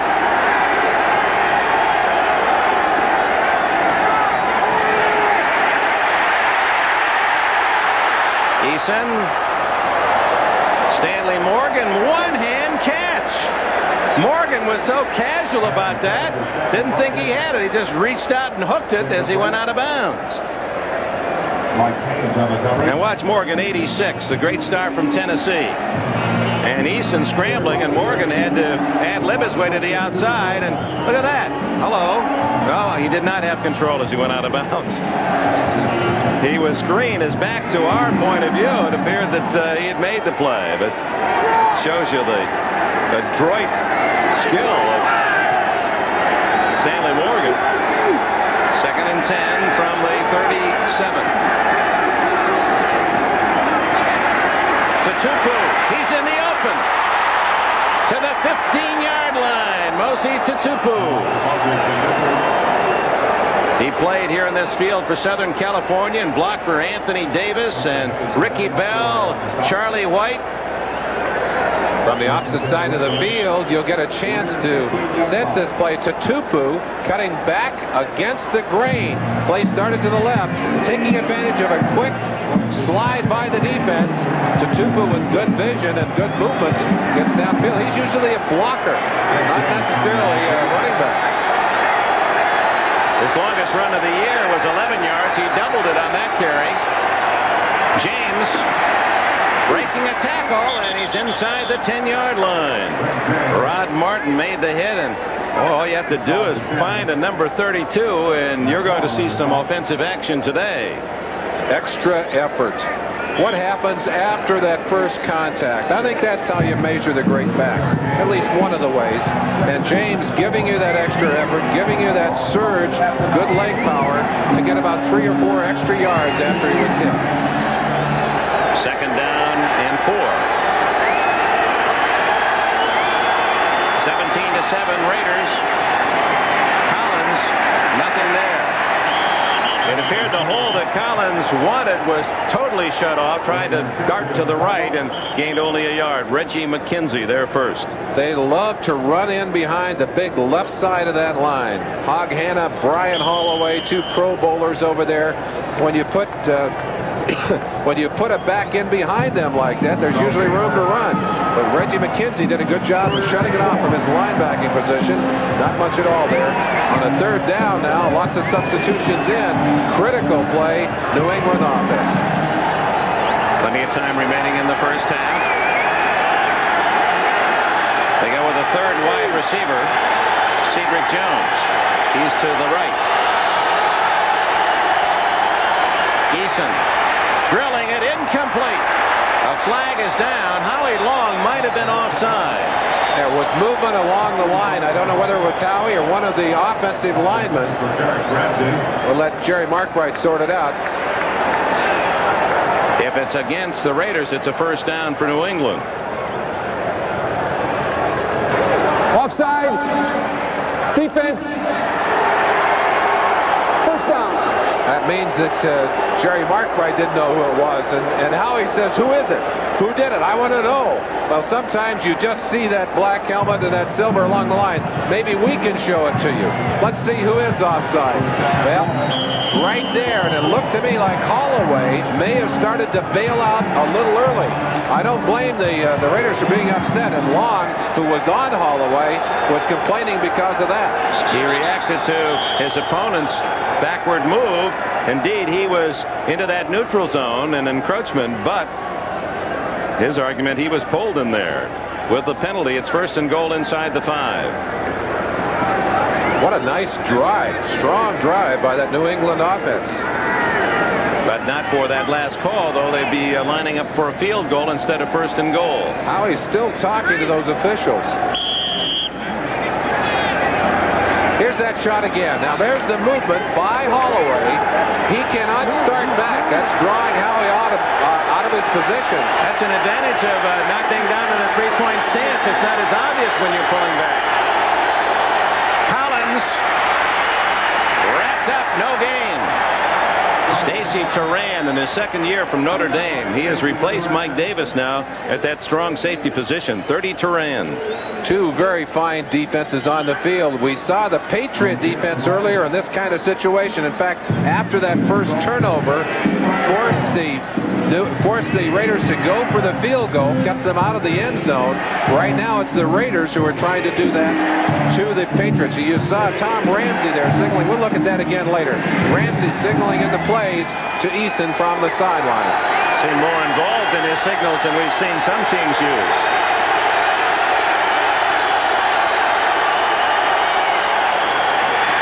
Give us to Robert Weathers, and he is dropped after a 2-yard gain. McElroy and McKenzie. That's a Big Mac tackle. We mentioned that this offense loves to run in there behind Hog Hanna and Brian Holloway on the left side of that line. They get Pete Brock lined up in there. They got 3 number 1 picks with those 3 side to side in there, and they were just hammering on that play. Timeout called by New England with 3 minutes and 42 seconds remaining in the first half. Critical third down coming up for the Patriots. Last year, Dodge made a very dramatic announcement. Best lineman in all of football's history, professional history. We'll show you in a moment what Hawk Hanna did on that play. And just a moment ago, we saw him burying somebody on the play previous. But, Dick, the secret to that play is the ability of this team to run out of that spread formation. Very few teams have the good running plays out of the spread formation. Tony Franklin to try the point after.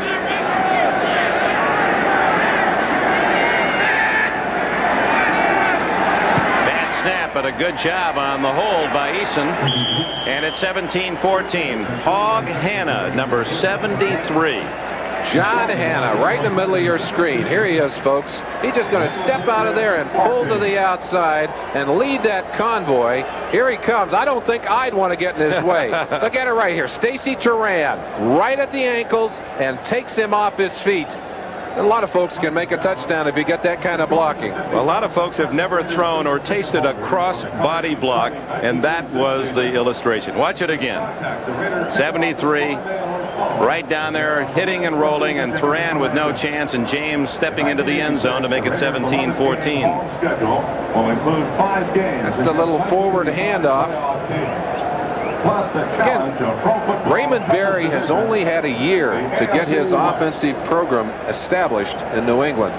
He was there for a short time last year, but he has only had a year to really put in the kind of offense he wants. And I asked him, do you have everything in? He shook his head. He said, no way. But it's more important for us to work on execution than it is to have a huge number of offensive plays. And something else, Ray Berry is always thinking, this year in the minicamp, he had all of his wide receivers work out one whole day as a defensive back. They practiced as a defensive back, went to the defensive back meetings, that maybe you'll pick up something, just one little item that'll help you as a wide receiver understanding the men you're working against. Fulton Walker caught and fumbles, and who's got it? The Raiders. Oh my, Walker trying to break free from that initial hit and was really nailed on the second wave and lost the ball, but fortunately for the Raiders it winds up in Matt Millen's hands. Maybe we can see this. Those of you who weren't with us early, Fulton Walker had a fumble on a punt that set up the first touchdown by New England, and that's just a fine play by Williams coming from the backside. Ed Williams, number 95. Ed Reynolds to knock that ball loose. He's the guy who plays behind Andre Tippett. He doesn't get much flying time there. Johnny Rembert, 52, held him up, and then Reynolds made the hit. Marcus Allen trying to reverse, and finally has to eat it for a loss at the 15-yard line. Let's go back to the play that could have been so critical. The Patriots almost coming back with the football. Watching it all the way into the hands there. Now watch the hit. Now this is something else that Raymond Berry has had his team working on, is stripping the football, working to knock that ball loose. And you saw the arm rip in there behind. Well, I tell you, it's tough to hang on to that football when you're being clobbered and somebody is ripping up underneath there with an arm. Allen losing 4 yards on the first carry as Tony Eason checking with upstairs. Wilson. Intercepted. The Patriots have it at the 28-yard line. Ronnie Lepet has his second steal of a Wilson pass in the first half. Not well thrown at all. Mark Wilson very upset, I think, with Dokie Williams, his receiver.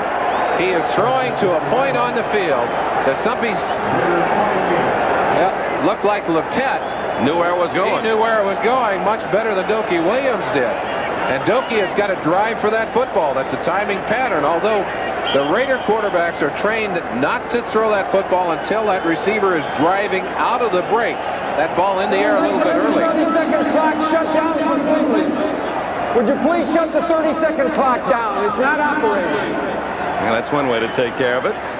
2 minutes and 43 seconds remaining in the half, and the Patriots, after it appeared that the Raiders really had taken charge of the half, scoring 17 unanswered points, suddenly New England with a chance for the lead. And another of those big negative plays by Mike Wilson.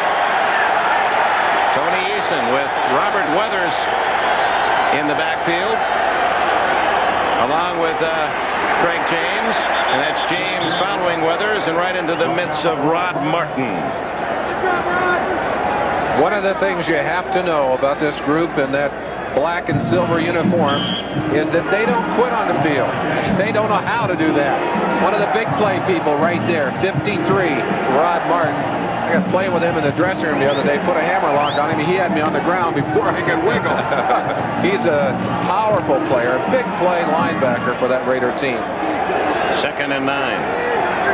There's a comparison of the two lead runners. Craig James, 53 yards. Marcus Allen, 55, each with a touchdown. Whistle and... No, we don't have a 30-second clock, do we? No, that was a 2-minute timeout. The clock had ticked down to 2 minutes and the official timeout. There you see the signal. Going to both sidelines. So timeout here at the Coliseum in Los Angeles. The New England Patriots in field goal position, trailing the Raiders by 3.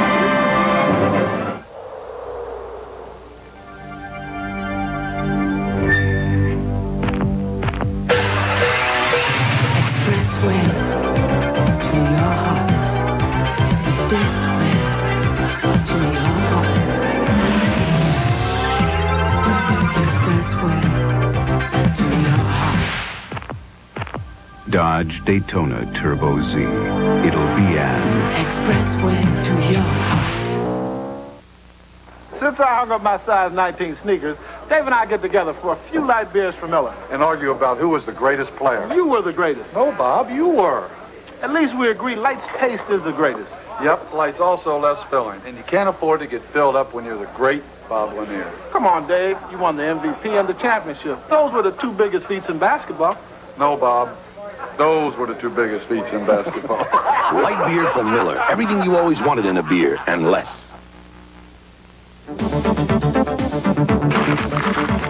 Here at Hewlett-Packard, we believe that the best way to solve your business computing problem is to make it our problem. Because we know that whatever system we design for your company, we're going to live with it too.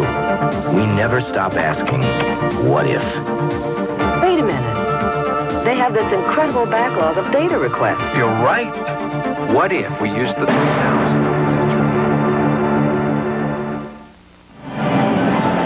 We have so much to talk about on NFL 85, and understand they're going to be chatting with the victorious Chicago Bears. The Bears will host the Los Angeles Rams next Sunday for the NFC title.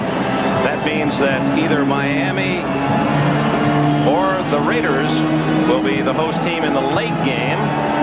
If New England wins, it will be at Miami, and of course the Raiders with a win will stay right here and host the Dolphins. 2nd down, less than 10.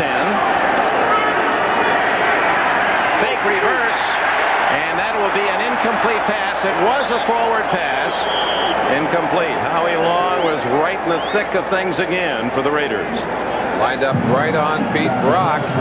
Down in the trenches, the two of them nose to nose. Boy, they could... You can see every eyelash there, and you see why Easton had to get that ball off. Long in there, and Martin both in very quickly on him on that last play. You used the expression, a rip move by defensive lineman. Was that what we just saw, where you just throw that forearm out, just try to brush that offensive player away? This Raider defensive line very good at pushing with one hand and then ripping up underneath with the opposite arm. 3rd and 10. Over the middle, incomplete. Aimed at the tight end. No, it was not. Stanley Morgan underneath was the intended target. Jeff Barnes broke it up. And here comes Tony Franklin with a 44 or 45-yard attempt that would tie it. Trying to take advantage of Lepett's second interception of a Wilson pass here in this first half.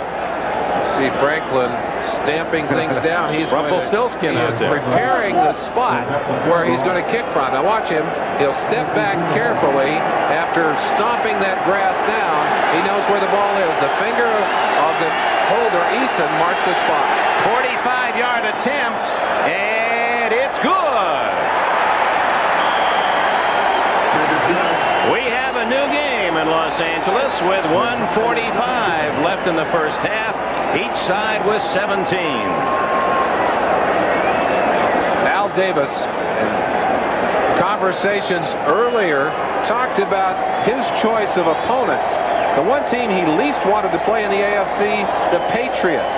As you watch Franklin's longest field goal in the playoffs, I remember going back to Super Bowl 15 that these Raiders blocked one of his field goals. He was in a green and white uniform then when he was playing for the Eagles just before the half in that big game. I wonder if that was going through his head here today, remembering that play, which kind of helped to cement that Eagle loss. Well, here, Franklin has kicked the ball through the uprights to take this game back to even at 17. Ronnie LePet's interception leading to the tying field goal. Tom Flores in his 20th year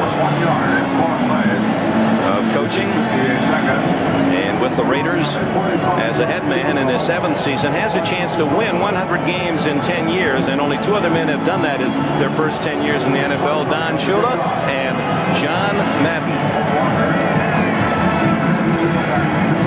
Flores has won 70 games in 7 seasons, so if he just maintains that pace, he'll get his 100. Franklin, short.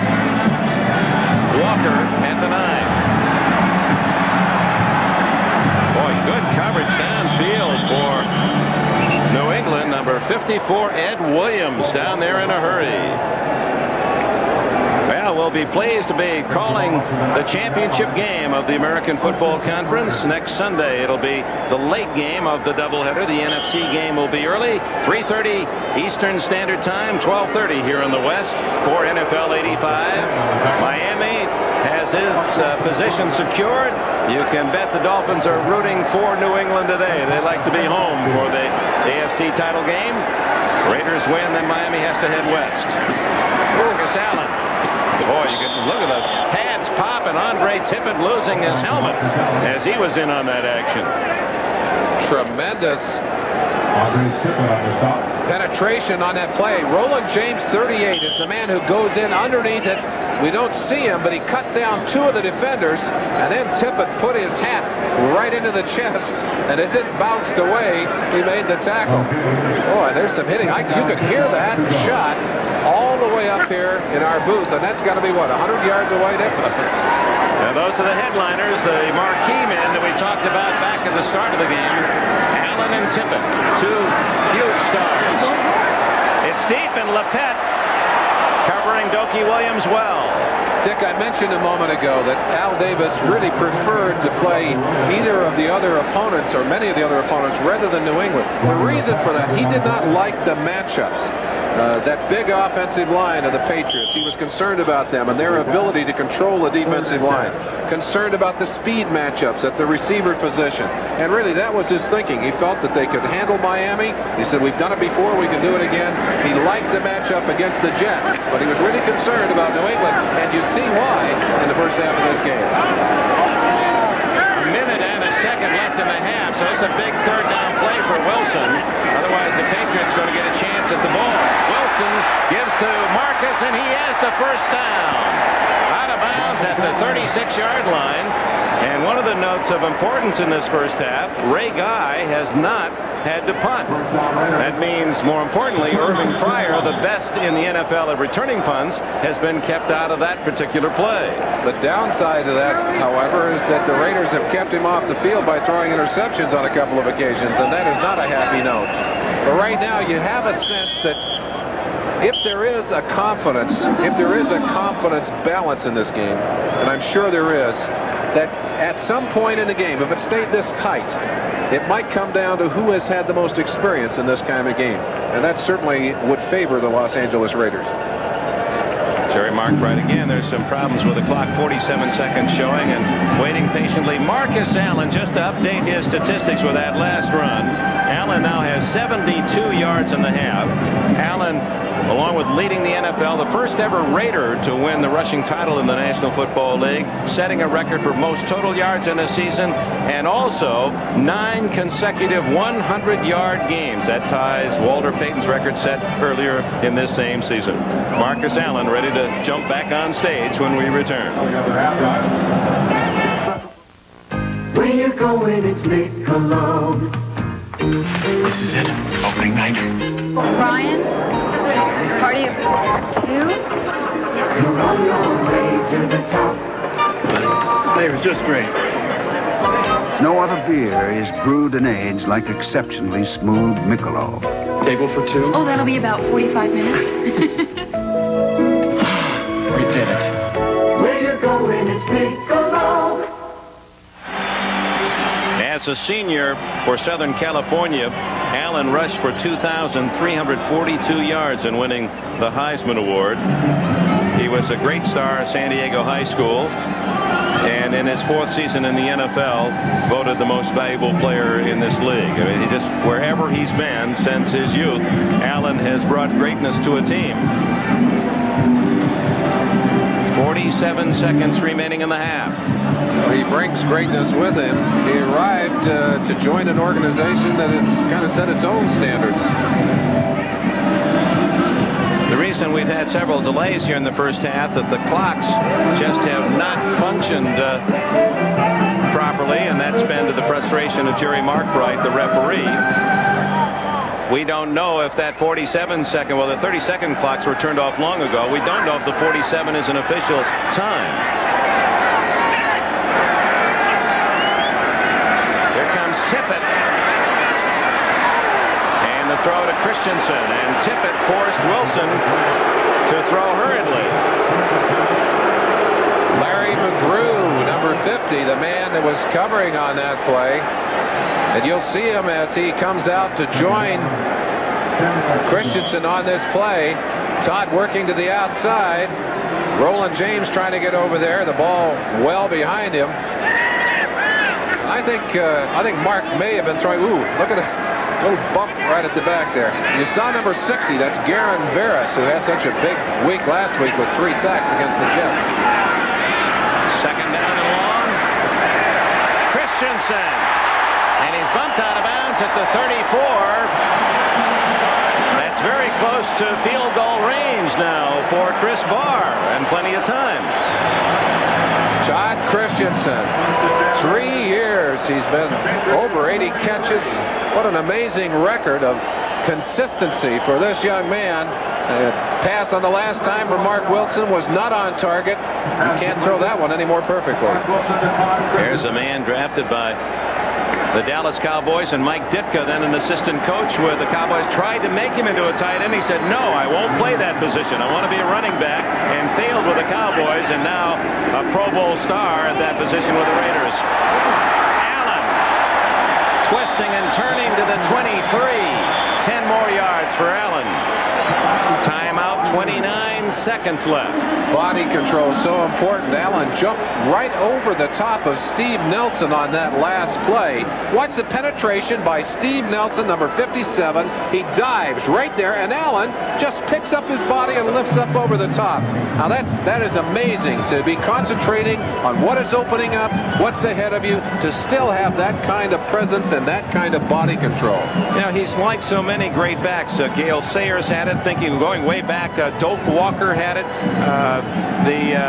The players that never seem to get hit hard. I mean, no matter what position Allen is in, you never really seem to get a real clean shot that really nail him hard.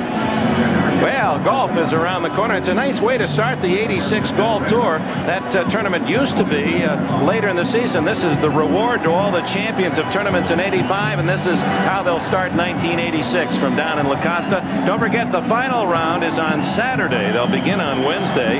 So Saturday, you'll see the final round at 1 o'clock Eastern Time, part of a sports doubleheader, the 40th annual Hula Bowl to follow at 4 o'clock Eastern Time. So a big sports Saturday on NBC, and of course on Sunday, we'll be featuring the AFC Championship game, Miami against the winner of this one.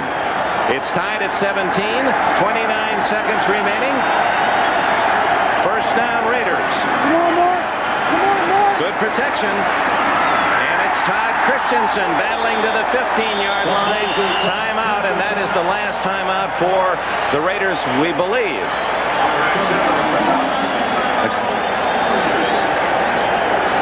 Todd Christensen. I was asking some of the coaches about the patterns he runs, and very often Todd's patterns you can't chart. You see there why you can't do it, because his philosophy just get open.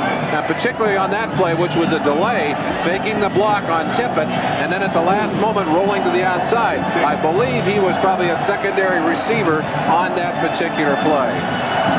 Perhaps one one of the timeouts earlier that we had charged to the Raiders was a timeout because of the clock malfunctioning. I believe now the word is that the Raiders still have one timeout left with 20 seconds remaining. Well, that being the case, you better believe that they'll go for the score here and then take a chance after that to get the field goal. Good protection on that last play. This Raider offensive line, and especially since they put Don Mosbar in there at center, have really done a good job of stabilizing the offense and doing a much better job of protecting Mark Wilson. This drive now has taken the Raiders inside the Patriot 15. 2nd and 2. Wilson.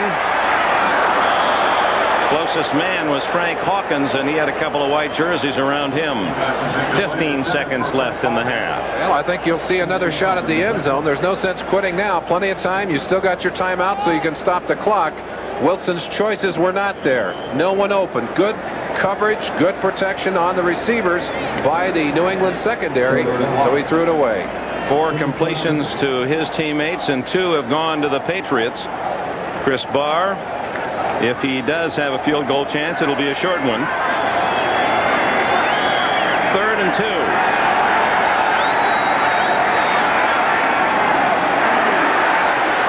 And Marcus Allen covered by Steve Nelson. And Wilson, under pressure, had to dump it off, and with 10 seconds left, number 10 will come in, Chris Barr, for the field goal. The heat was on. Both outside linebackers, Blackman and Tippett, coming hard. Although Wilson was able to step up, he could feel the pressure, and he threw it away. Barr's 3rd attempt of the half. He was good from 29. He missed from 44. This one will be 32 yards. And the Raiders have the lead.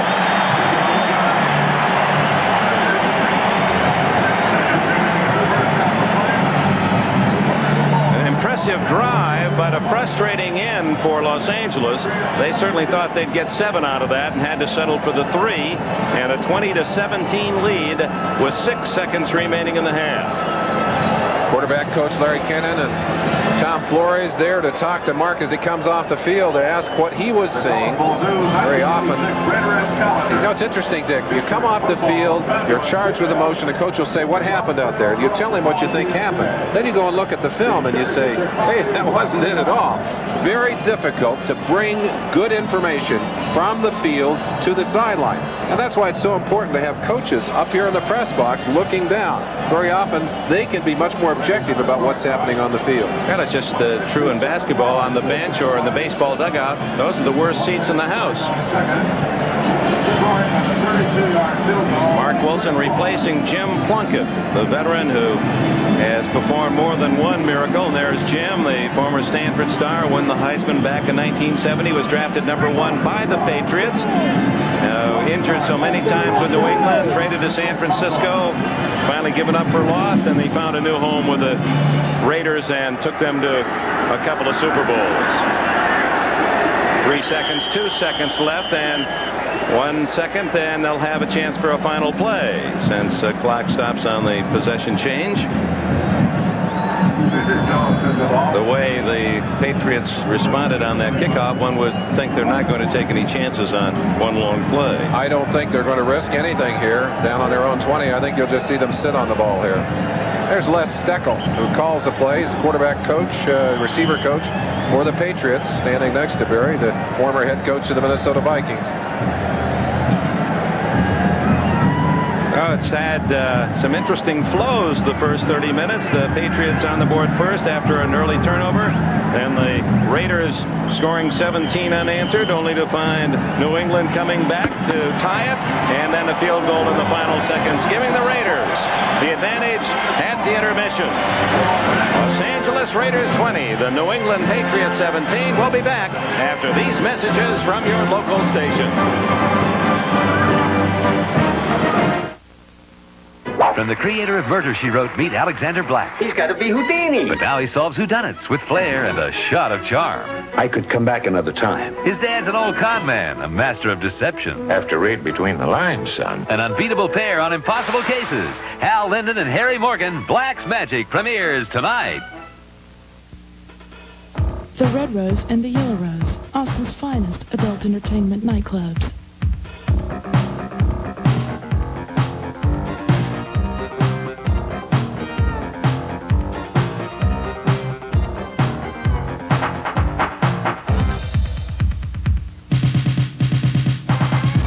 We now have Austin's first 1986 Rose calendar, along with lunch and happy hour till 7. Come by and see what you've been missing.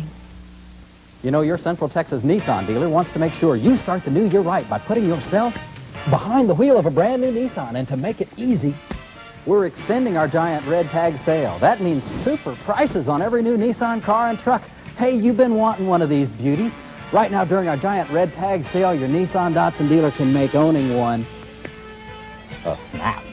Your 4 Central Texas Nissan dealers are Syntex Nissan, Garland Shelton Imports, San Marcos Nissan, and Town North Nissan.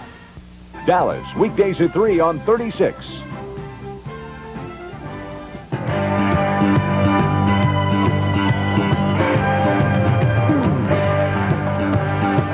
Hi again, everybody. Bob Costas with Pete Axthelm in New York. We'll be checking with Ahmad Rashad out at the Coliseum in just a moment. The halftime score. The Raiders in front, 20-17, a game that seesawed. Let's take a look at some of the highlights. Steve Grogan along the sideline for the Patriots after those leg injuries sustained against the Jets several weeks ago. He's been reactivated, but for now, the team is in the hands of Tony Eason.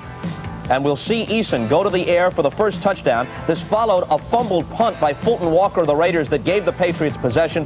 13 yards on the catch by Lynn Dawson in the end zone. After a Chris Barr field goal moved the Raiders to within 7-3, Mark Wilson, who did not play well during the first half, nonetheless gets this 16-yard completion to the rookie Jesse Hester. The Raiders have the lead at 10-7. Howie Long recovered a Mosi Tatupu fumble. The Raiders took over again, and there goes Marcus doing what he does so well. Airborne for the 12-yard touchdown. They lead by 10 at 17-7. However, the Raiders see their lead cut to 3 on the Craig James touchdown that completes an 80-yard drive for the Patriots. That brought them to within 17-14. A Tony Franklin field goal, a 45-yarder, tied it up at 17, and then just before the gun, Chris Barr hits a 32-yarder for the Raiders. They have the lead at 20-17, but some interesting aspects of that first. Wait a minute.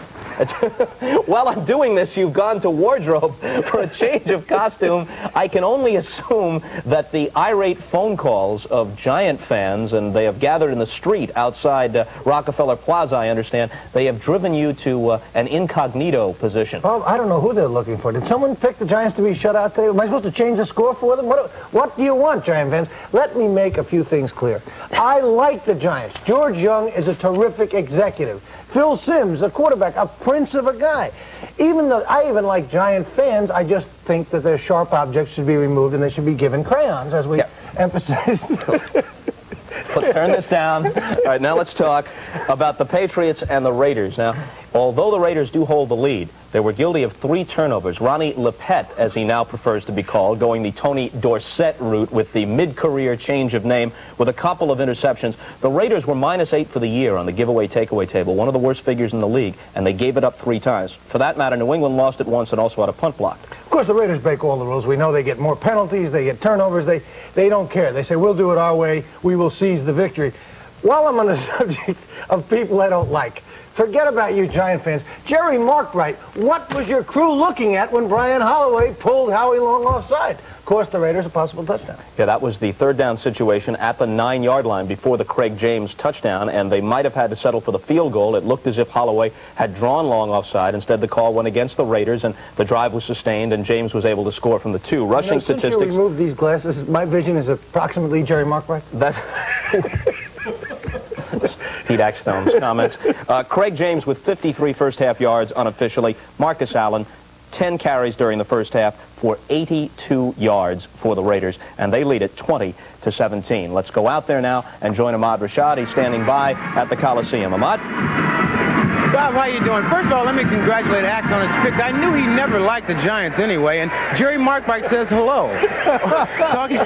Talking about this game, going into this game early, I talked to some of the Raider coaches, and what they wanted to do was pick on Ronnie Lippett. They didn't want to mess with Raymond Claiborne because he's a Pro Bowl cornerback. Let's take a look at an early play. Now, when you try to pick on a cornerback, Lippett knows that this is where they're going to come because they're all pro guys on the other side. He's aware of this play, and he makes a great play. A heads-up play here, comes up with a big interception.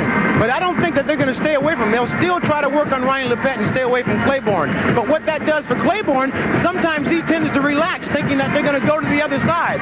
Right here, you see Jesse Hester taking Claiborne for an easy out ball on a touchdown. I think it's just because all of a sudden Claiborne relaxed and they went on ahead and got this touchdown here. But you know what the Raiders have a chance to do is that every time they play a team, they break up their game plan by challenging each player man-to-man. They want to break it down to a man-to-man confrontation, and that's the way they dominate. We're going to take a look at a play by Marcus Allen early in the first half where he takes a run. Let's roll that play. Now you see Marcus Allen, he's coming to his right side. He sees the goal line. He breaks up the middle, and this is the kind of play that fires up the entire Raider offense, the Raider team for that matter. He dives into the goal line. But the thing about the Patriots, I talked about the Patriots earlier, they didn't quit. They came right back. They got a 2-yard touchdown. They got a field goal. They tied the game up 17-7. The Raiders came back, kicked a field goal. They lead it at halftime 20-17. We've got a whale of a ball game here because the Patriots are not going to give up, and neither are the Raiders. Ahmad, talking about challenging people one-on-one, Hayes and Mike Haynes shutting Morgan and Fryer down in the first half. You know, the key to that whole thing, Bobby, they've shut him down because Howie Long and company have put pressure on Eason. He hasn't had a chance to throw the long ball, and they're going to have to continue that during the second half, or else these guys are going to break. They're like a time bomb, both these wide receivers, Morgan and Fryer, because if you ever give Eason time enough to throw, he'll find these guys deep for a big score. Okay, Ahmad, we'll check with you later after the ball game is over. 20-17 in favor of the Raiders at halftime. Now in the game that Axe is gloating about, the Bears advance to the NFC title game, which will be next week at Soldier Field against the Los Angeles Rams with a 21-0 win over the Giants. Third shutout of the year for the Bears. Even more impressively, it's the 12th time that they have held an opponent to 10 points or fewer this year. The Bears had 6 sacks. Richard Dent played a terrific game. The Giants were unable to sack Jim McMahon. Joe Morris, who started strongly on the first drive, held to 32 yards rushing on 12 carries. He was not a factor after the second quarter. A couple of injuries. He took a hit on the head and also injured his shoulder. Walter Payton carried 27 times for 93 yards on the frigid day at Soldier Field. It was an appropriate surrounding for the matchup between these two clubs, meeting in the playoffs for the first time since 1963. Also an icy day on that occasion when Y.A. Tittle and the Giants lost to the Bears 14-10 in the NFL title game. So Dennis McKinnon caught a couple of passes, by the way, for touchdowns in the second half from Jim McMahon. It was 7-0 in favor of the Bears at the half. They go on to win it 21-0 and eliminate the Giants from the playoffs. After the game, Bill McAtee was at Soldier Field in Chicago. He talked with the superb linebacker of the Bears, Mike Singletary. All right, thank you very much, Bob Costas. We're here with the NFC Defensive Player of the Year, Mike Singletary, the linebacker for the Chicago Bears. Congratulations, first of all, on today's victory. Well, thanks a lot. Did you give the Giants a different look defensively early on? Not really. We tried to mix it up just a little bit, but I don't think we showed them anything really different. Considering the weather, did you feel secure that the Giants would be unable to really pass successfully? And as it turned out, of course, they were unable to do that. Well, really, the biggest thing today was pressure, and I think the way our guys came off the ball up front, Richard Dent, when we were blitzing the linebackers, Otis Wilson and Wilbur Marshall, and, you know, Hampton and Steve, I mean, they all did a great job. Was there a little bit of anxiousness because of the 2-week layoff? I tell you, I don't ever want to wait 2 weeks to play again, but if it means the home field advantage, then you got to do it. Michael, did you have a chance to watch the Cowboys and the Rams yesterday? Yeah, I did. I looked at it, and it was an interesting game. How do you match up against the Rams? Well, I tell you, it's going to be tough, but I think it's going to be a great matchup, and I think it's going to be a physical game, and you know, we're going to have to get a priority. Will be Dickerson. That's right. Definitely the priority is going to be Dickerson. Were you able to see anything that will help you against the Rams and against Dickerson? Well, not really. The biggest advantage that we have, we played him before. And, you know, he's a great running back, and they've got great guys up front blocking for him, and we're just going to have to get out there and take the challenge. Mike Singletary, thank you very much for coming out with us. All right. Okay, let's send you back to New York. Bob? Bill, if Mike Singletary thinks about it, he hopes he has to wait 2 weeks to play again at least one more time because that's the layoff between the conference championship games and the Super Bowl. Let's go to NBC News now and Tom Brokaw. Thanks, Bob, and good day. Stride. We'll go back to Dick Enberg and Merlin Olsen in L.A. after this from your local station. From the creator of Murder, She Wrote, meet Alexander Black. He's got to be Houdini. But now he solves whodunits with flair and a shot of charm. I could come back another time. His dad's an old con man, a master of deception. Have to read between the lines, son. An unbeatable pair on impossible cases. Hal Linden and Harry Morgan, Black's Magic, premieres tonight. Reliability, economy, performance. 3 reasons Honda enjoys the highest owner loyalty of any leading import car. And right now at Howdy Honda, we have a good selection of new Hondas. Test drive a new Civic hatchback, Civic Si, or Prelude. Then get behind the wheel of the all-new Accord, the quality and value that's uniquely Honda. Discover it for yourself at Howdy Honda. Howdy Honda. Rick Pons, weeknights on News 36. Well, for those who thought it would be a low-scoring game, a surprise there, 20-17 at the intermission in favor of the Los Angeles Raiders. We set the mood of the game by talking about the many stars we would see. And since we're at midterm here, mid-semester, mid-game, let's go into the classroom of Professor Olsen and see what kind of grades you're going to give the star player. Let's start with Marcus Allen. What do you give him?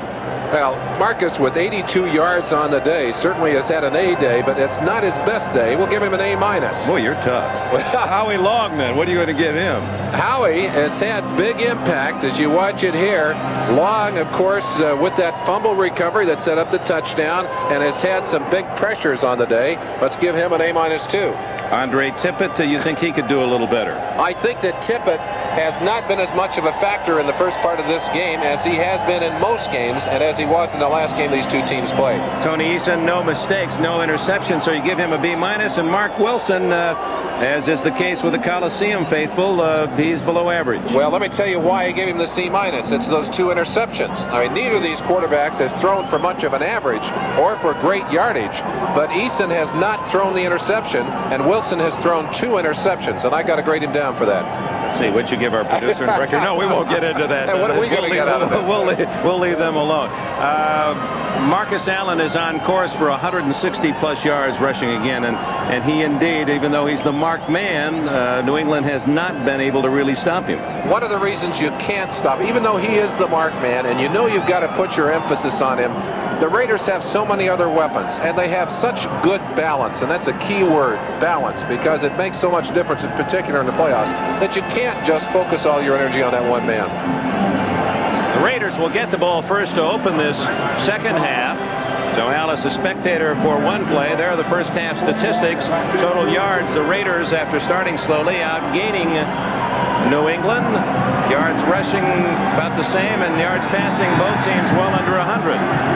Franklin's kick sailing down to Walker at the 4. He fumbled twice in the first half.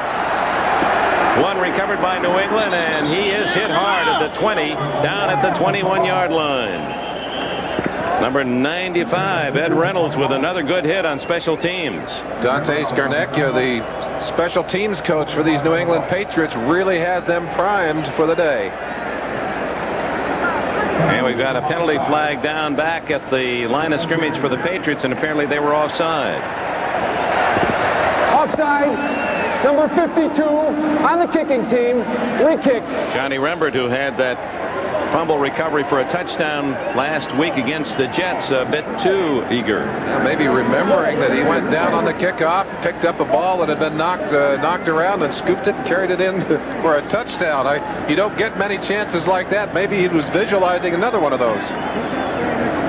Sometimes this situation backfires on the kicking team. They've already made a good stop at the 20-21. Now they got to go back and make the long run once again. Sammy Seal and Fulton Walker will move up about to the 10-yard line as Franklin gets ready to kick again. It's interesting, Dick. These two teams have 2 of the best overall defensive and special teams packages in the league. And you got to believe that Steve Ortmeyer thinks that he's going to get a big play out of Walker. He wants another shot at it. Franklin, who did his kicking at Texas A&M, resetting that ball on the tee and give it a little more angle.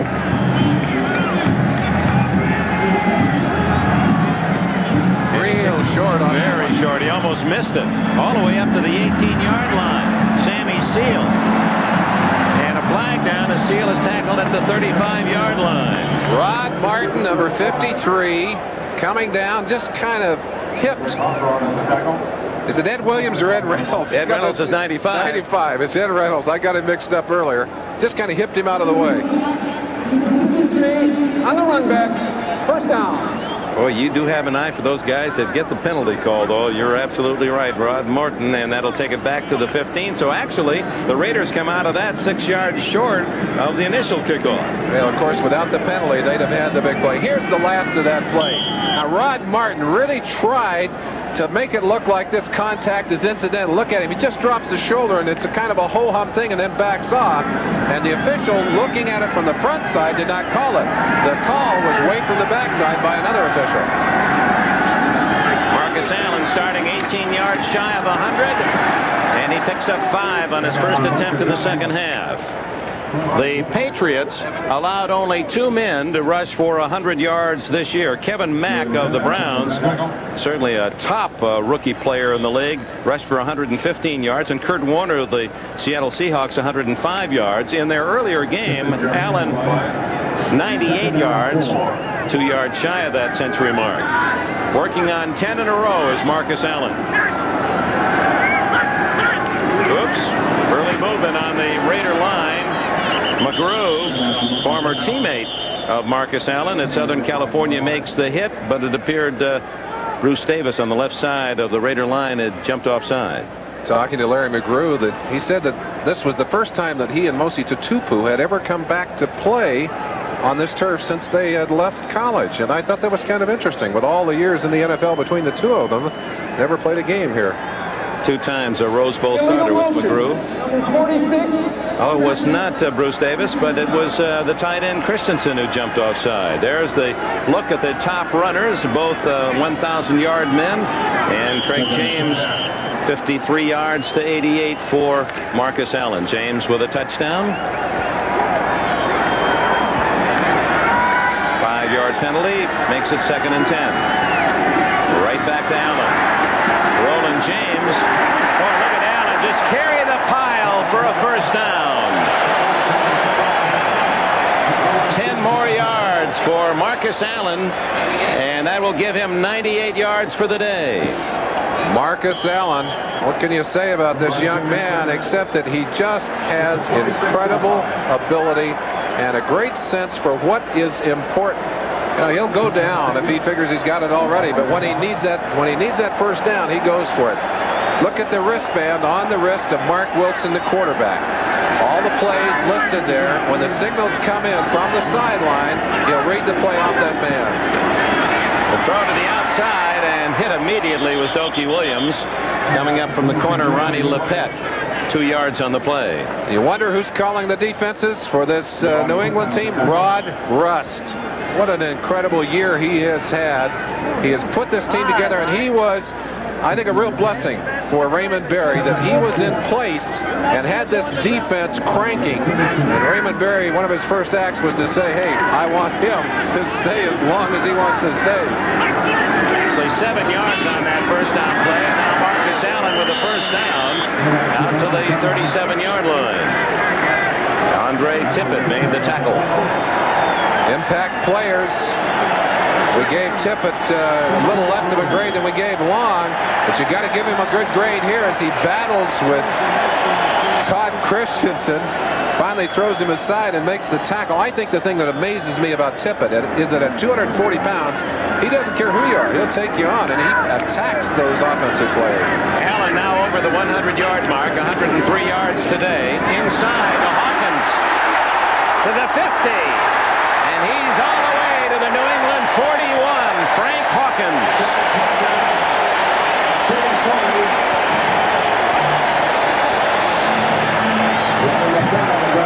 Well, just a little bit of that wishbone philosophy there. Get him thinking about that outside play and then hit him up the gut. Marcus Allen, they fake the toss to him going to the outside. Watch it. A little fake here, and they hand it back to Hawkins. Hawkins gets away from Williams on the inside, 72, and then cutting against the grain. That's a trademark of Marcus Allen. He said, I can do it too. 23 yards, that's 2 yards longer than his longest run all year. Allen having trouble with the handoff, but the presence to be able to pull it back to his chest, and a flag is down. I've seen him do that a couple of times on this drive, and I wonder what's happening. Maybe Wilson is not getting that ball into the perfect position for Marcus to handle it on the handoff. Appears to be against Los Angeles. Holding number 79, offense. Bruce First Davis, down. who was voted by his teammates as the top offensive lineman for the Raiders this year. Here's the handoff, and let's see if we can tell what happened to Marcus on this play. Watch him just kind of bobble that ball. Look at it popping loose. His total concentration, never dropped his eyes from what he was doing. That's great confidence. Just worked at handling that football with his senses and with his feel. First down and 20 from the 50-yard line, and Wilson uses a timeout. A valuable timeout spent as Wilson did not like what he was seeing. We'll be right back. You don't have to come out here to understand performance. The car's either got it or it doesn't.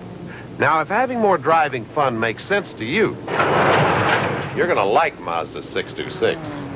It's got a slick new computer-controlled fuel injection system that gives you a bunch more horsepower to play with. But you can always try to tell yourself the real reason you want it is its good looks and great value. And forget the performance? I said you could try.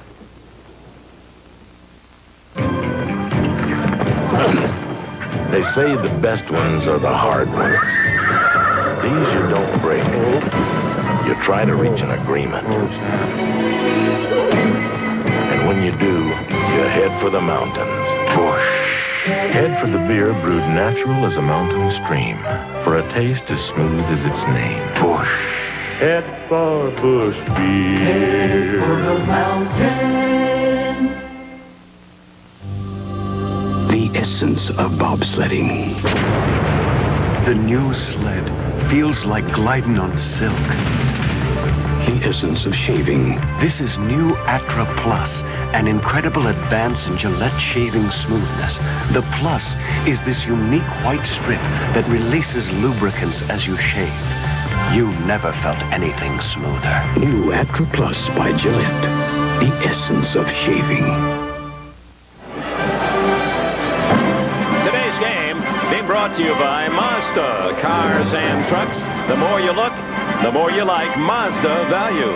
By McDonald's, it's a good time for the great taste of McDonald's. And by Federal Express, why fool around with anyone else? 10 minutes and 55 seconds remaining. A huge crowd at the Coliseum in Los Angeles that will number around 85 to 90,000. The Raiders leading 20-17, and it's Los Angeles with a first down and 20 at midfield. Hester in motion. Wilson back to the line of scrimmage. Flushed out of the pocket. Don Blackman secured the stop. No gain. And in fact, if it's behind the line of scrimmage, that would be a sack. It's going to be very close. They are ruling that a gain of a foot or so, so no sack on the play. As long as you move the chains, they're going to give it to you.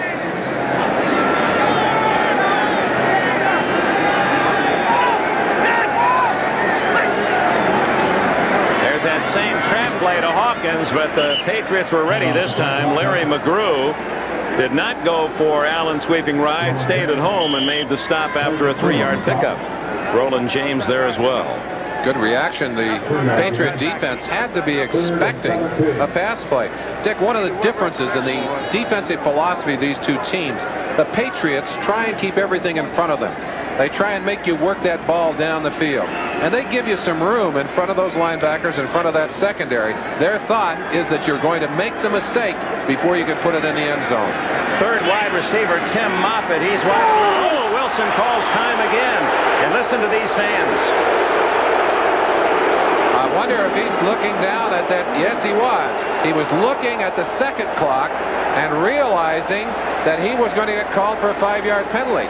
He called the timeout, which is what he's instructed to do, but there's great frustration for him. And again, perhaps this is an illustration of the fact that their signaling system is not working as well as it should be working. Merlin, I question the strategy here, and why is it that some coaches don't say, hey, listen, a 5-yard penalty sometimes is okay. We'll take a 5-yard loss now rather than spending what could be a most valuable timeout later. Now, those 2 timeouts, rather than 2 10-yard penalties, when we look back at it, maybe it won't matter. But I've got to think that somewhere along the line, someone's going to say, hey, go ahead and take the 5 yards. Well, I think it's a reaction thing for the quarterback. I think they've told him initially at some point, if you're going to run out of time, take the timeout. Here's Wilson. Of course, he's looking at that clock and could not get the play away. Perhaps was caught up in an audible and didn't like the pinch he was in, but so it goes. Well, he's upset. And again, let's reiterate that the Raiders, a team that let Plunkett call the plays on the field, and so he had more time to operate, have gone to a signaling system with Mark Wilson where they're sending the plays in from the sideline and giving them to Wilson. That takes more time, and it has put this offense at times at a disadvantage. By the way, Plunkett is not available while the Patriots activated Grogan. He can't play in that jacket? No, he can't play in that. But some folks may think, since we've seen him a couple of times, that he has been activated. He has not. The backup quarterback is Rusty Hilger, the rookie from Oklahoma State. He is available to be activated. Right. Third down 17 for Wilson. Whoa. And down he goes. Don Blackman with a sack. Boy, that was a rough series for Wilson. 2 timeouts and a very rude sack. And you'll hear the chorus of boos from the Coliseum audience. There's the shot. Garen Vera, 60, coming from the left side, but there was no way that he could get away. That's a jailbreak. Blackman, whoa, what great quickness from number 55, Blackman, who's had an outstanding year at that right linebacking position. Ray Guy punting for the first time today. His average was just under 41 yards on the year. And Irving Fryer back inside the Patriot 15. He led the league with over 14 yards per punt return.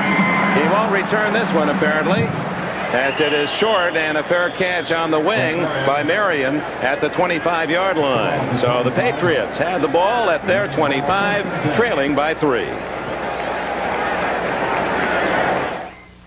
AT&T is in fast action. The Buffalo Sabres wanted to sell more tickets. Sabres ticket office? We recommended AT&T International 800 service. I just need your credit card number. Which quickly expanded their market. This makes over 1,100 orders from Canada. And boosted sales 20%. Sold out. Another reason to choose AT&T long-distance services. Talk with us. AT&T, the right choice. If you like your hamburgers 100% all-American, hot and beefy, clap your hands. Big Mac.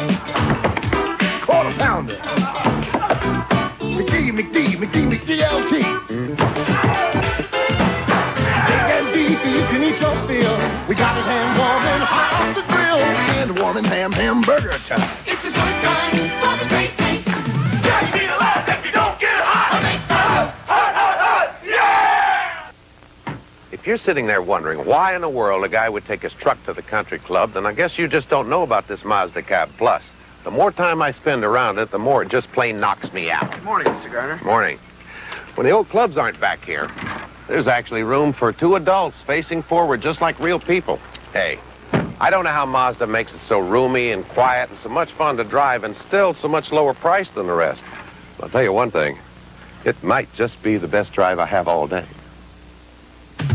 January's champions take to the greens. Only the best, only the winners will tee off at the Tournament of Champions next Saturday on NBC Sports. And now, friends, another lesson on inside football. I want you to teach me that. You said the rip move. You kind of brush them aside. What is the actual rip part of it? What you'll see the Raiders do very often is either head slap, well, do it this way, with a head slap here and the rip move underneath. This is the move where you drive them up underneath. Well, they rip it with the arm, and they bring the arm up underneath and lift the man up. Or you can push with this hand and then rip underneath. You'll see them doing both. The Patriots have complained that they get a lot of holding calls because those arms are ripped underneath and left under the arm. Eason looking for help. None to be found. He's down for a sack. Reggie McKenzie.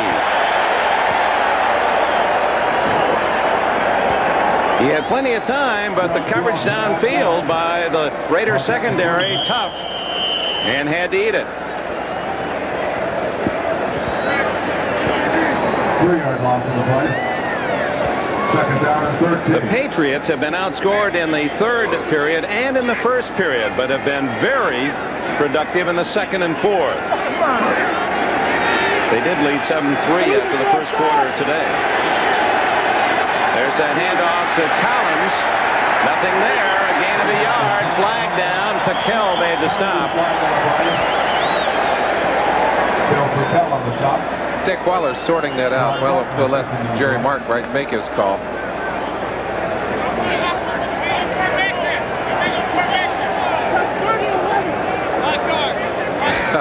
Yeah, those are the Raiders you hear in the background. Formation foul on number 67, offense. That means that he's too far back away from the ball. Those offensive linemen must be up on that ball. And Steve Moore lined up too far from that ball, was penalized on that last play. He's big enough to line up anywhere within a 5-year span, and he's around the ball. Well, they call him the condo or the house. Hog Hanna said, we want to rename him Mobile Home. We don't want anything stationary out there with us.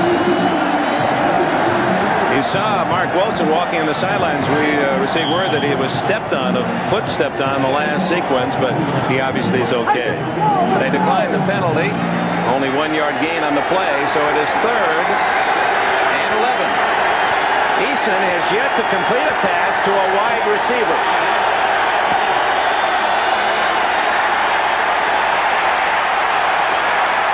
Over the middle to James. Bubbles, and the Raiders have it.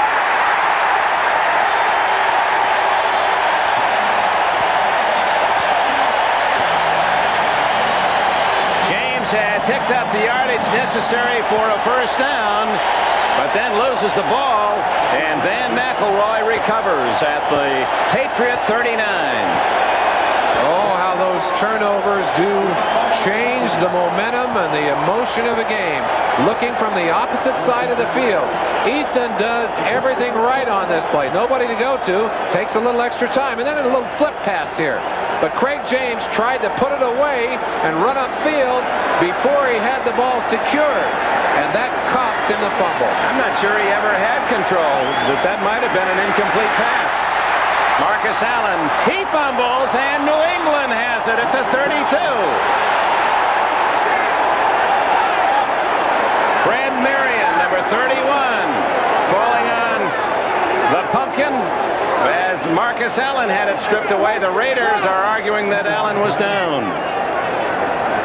Real turnaround, and the turnovers you see listed there, 4 by the Raiders today, and how interesting it is that they continue to be a team that somehow manages to survive the negative numbers on the turnover. So back-to-back fumbles, and the Patriots have it again at their own 32, midway through the third quarter. The winner gets Miami in the AFC Championship next Sunday. Robert Weathers, who played his college ball at Arizona State, has 3 yards. Let's go in and look at that last fumble by Marcus Allen again from the opposite side of the field to get a better view of it. That's Lester Williams from the backside, number 72, and he just reached around and stripped that arm back. Marcus, I don't think, knew he was there. That ball popping loose on that play. That has been one of the major shifts in defensive play in just even the last 5 years. You don't just tackle a man, you're always thinking strip the ball as well. Morgan in motion. Craig James drawing a crowd, and Howie Long and Bill Paquel there to make the stop. That was one of the priorities of Raymond Berry. He didn't like the turnover numbers that his team was showing. Not only weren't they taking the ball away often enough, but they were giving it up too often. He's had his offense practicing and stripping the ball, or his defense every day, and the offense practicing containing the ball, recovering fumbles, hanging on to that football. He has everybody run with the football in practice every day. Yeah, he likes to use the silly putty, and the squeeze can improve your grip strength as well. 3rd and 6. Eason to James. James, and he has a first down at the 47-yard line. So again, Eason going underneath to his running back. Rod Martin made the tackle. They're working hard on the outside to control the speed receivers. Lester Hayes, 37, locked up shoulder to shoulder with Stanley Morgan. It's no wonder Eason is not going to go out there to him. Had to go underneath to the outlet receiver, James, who picked up the first down. Little misdirection. Weathers to the 49-yard line. Matt Millen trying to steal it away, but the play was whistled dead. And 76, Brian Holloway, and Millen, little extra. You got a feeling in the pregame show listening to Matt Millen with the intensity that he brings to the game. Nicknamed Spike or Bubba, he's kind of the fireplug center. They got two stand-up tackles in there at linebacker, and they're good ones. There he is. He's stripping that football away. Carrying it like a linebacker, too. The old loaf of bread approach. Yeah, the crusty linebacker, Matt Millen. 2nd and 8. Weathers wrapped up at the 48-yard line. Reggie McKenzie. Young man, he's 6'1" and 240. What a rookie season. Moving in one of those critical inside linebacker positions in the Raider defense. But look at the size of the thighs and hips on Reggie. He is just built with such power. Look at that. Look at the bulk that he carries down low. And that inside linebacking position, he's able to use that strength very effectively. 3rd and 4. Again, Eason, no completions to a wide receiver. Is this the time? Yes, Stanley Morgan fumbles, and Irving Fryer recovers for New England. Well, how do you do? They don't complete a pass to a wide receiver till 4.5 minutes into the 3rd quarter, and then both men get their hands on a successful play. What an alert save by Irving Fryer. But here's Morgan getting to the outside and giving Lester a little boost with his hand. He gets back inside. Watch the fumble there. Lester says, hey, I could get it too. But what quick reactions from Irving Fryer. From Morgan to Fryer, the two wide receivers very much involved in this one. Fryer doing an excellent job of scraping that one into his body. First down at the Raider 26. James to the 19. Oh, he must have terrific vision, James, away. And Marcus Allen the same. I guess that's true of all the terrific runners. The eyes. They play such a key role in this game of football. Well, he was telling that to you a couple of days ago, wasn't he? Ball at the 19-yard line. 2nd down and 3.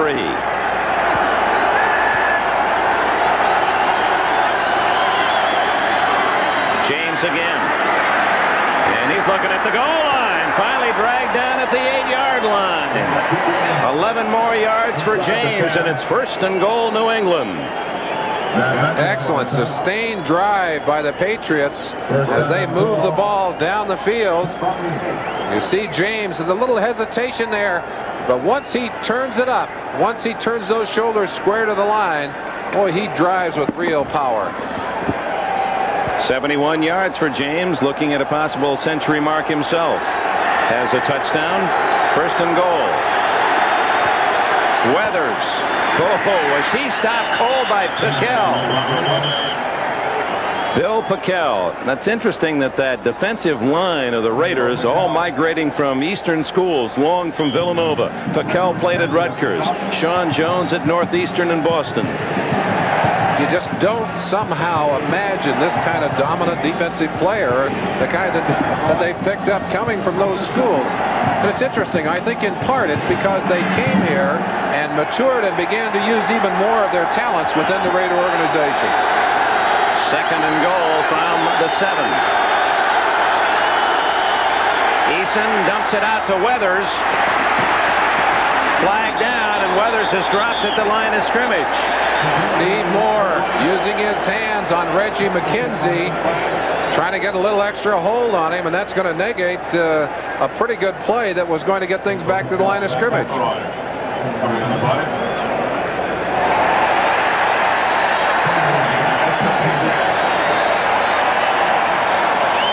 Raiders had defensed that so well. Reggie McKenzie out there to cut it off, and realizing his team in trouble, Steve Moore guilty of the foul.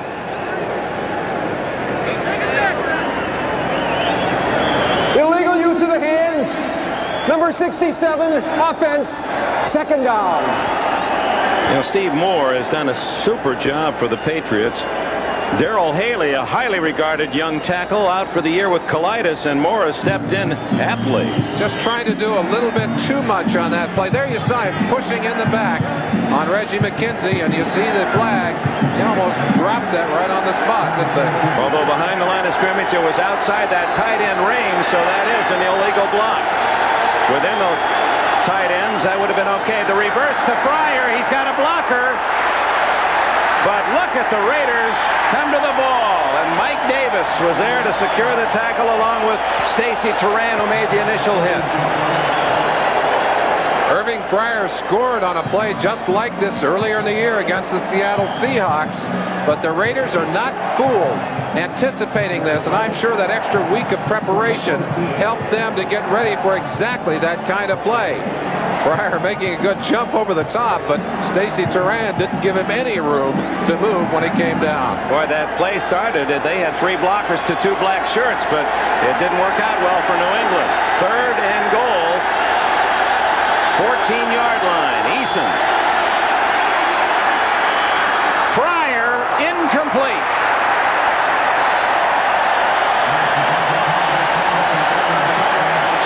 Seal, a former wide receiver, in as an extra defensive back, and here comes Tony Franklin in to try to tie it with a field goal.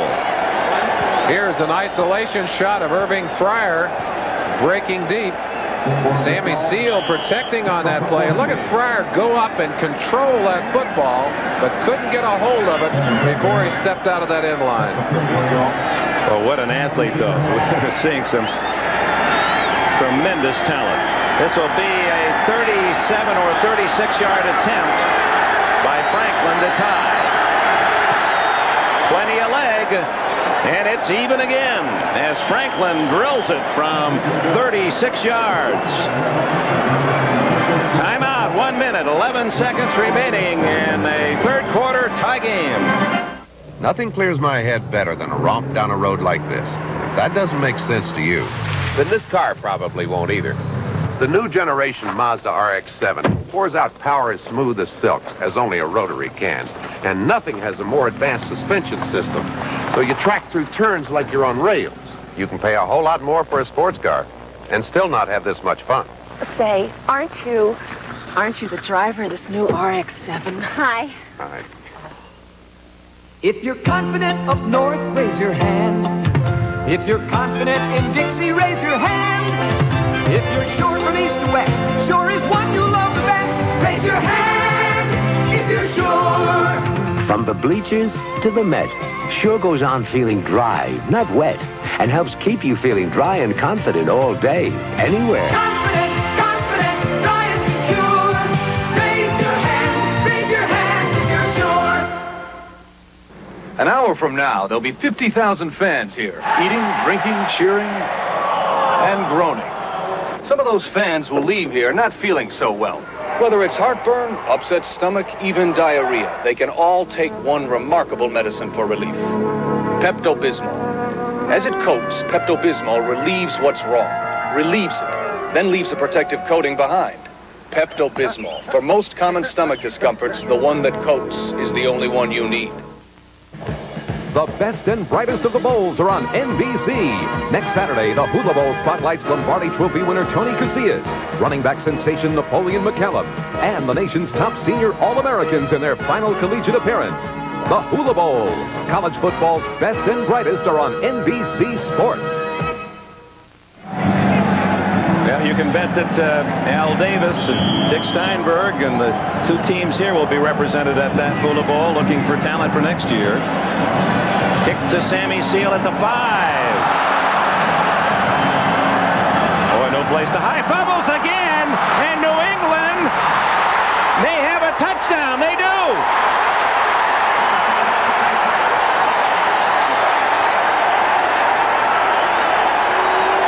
It appeared to be Cedric Jones in the middle of that pile.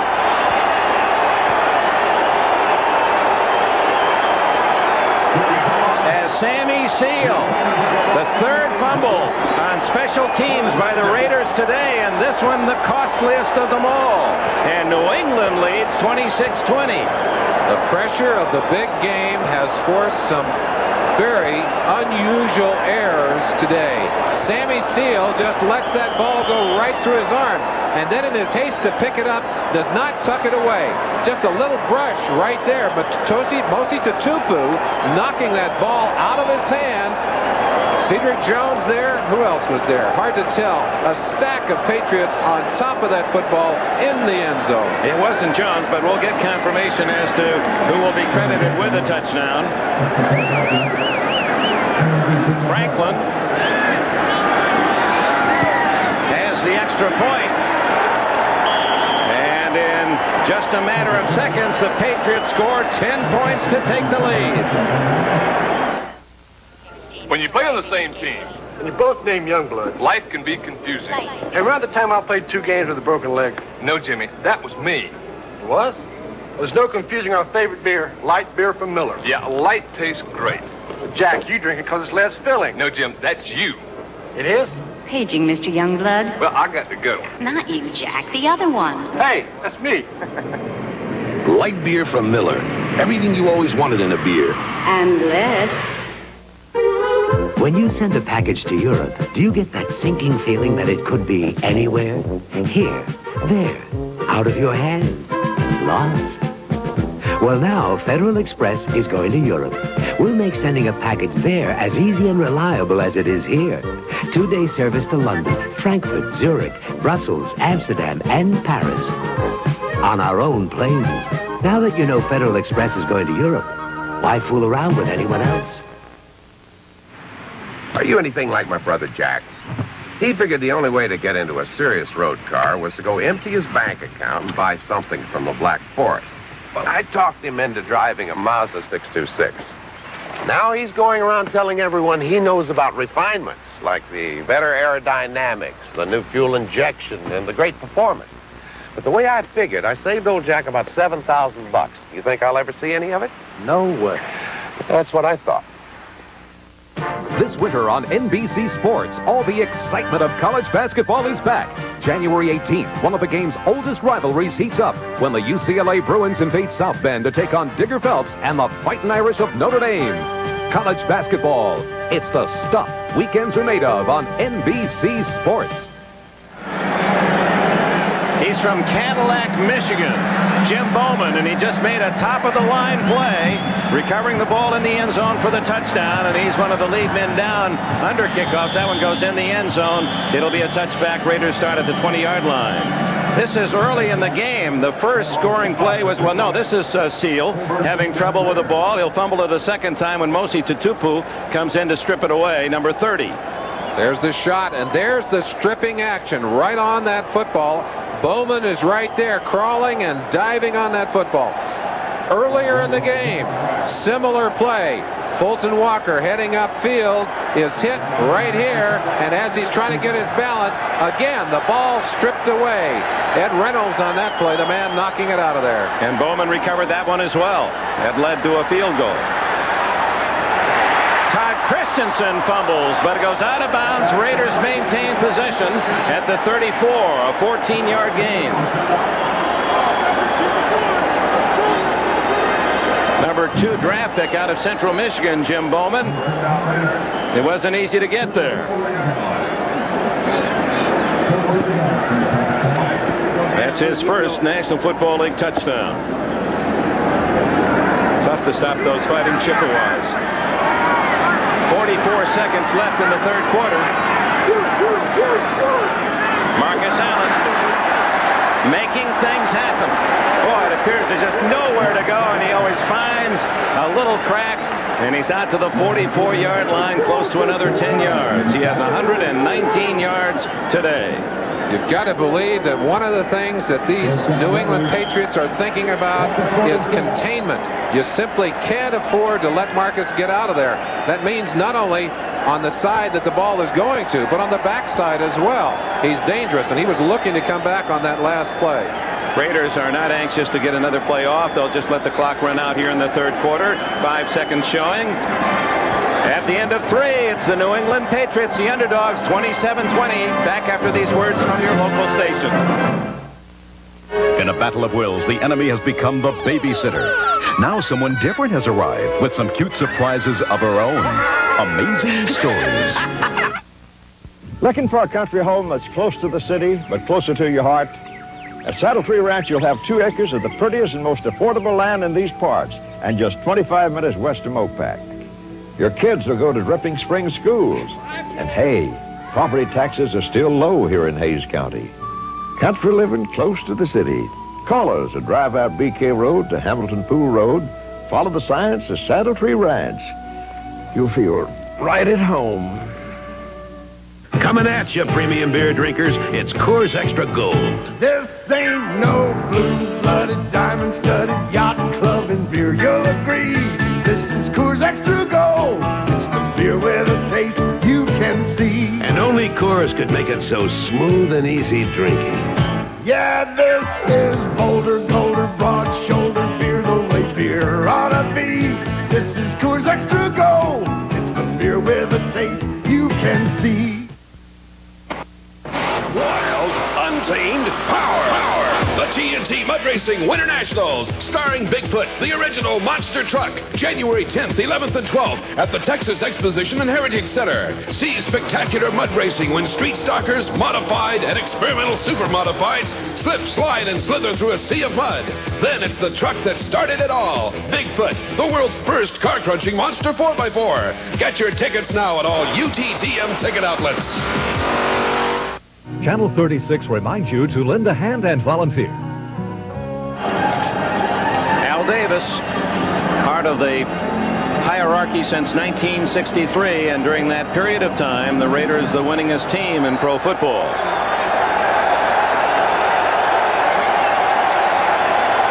Los Angeles starts the fourth quarter at its own 44. And they start with Marcus Allen getting drilled, no gain. Garen Veras, the rookie from Stanford, number 60.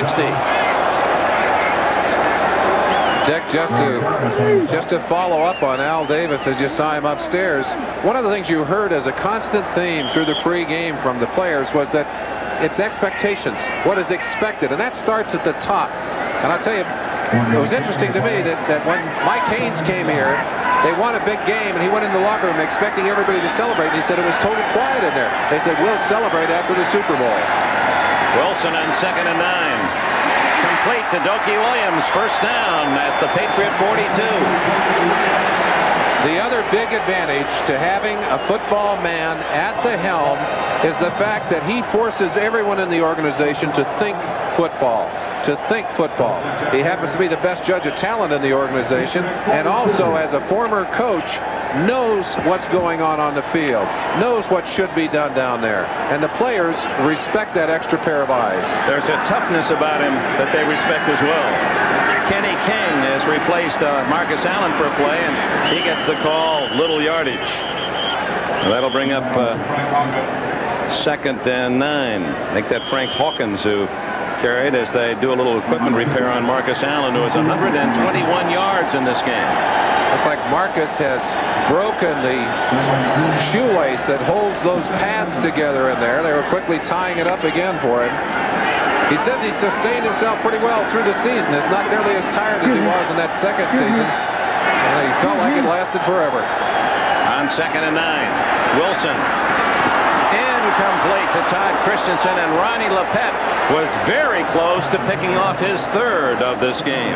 I think the reason that Christensen dropped that football is that he saw Lepet flash by going the other way, and his hands were so close to the football it was hard to see. Let's see if this angle will give us a look at it. To the outside, left side of your screen, there's Lepet going by, and I think that took Todd's eyes off of that football momentarily. 3rd wide receiver goes in for the Raiders. Tim Moffitt, a rookie from Mississippi. 3rd and 9. Marcus Allen is back in.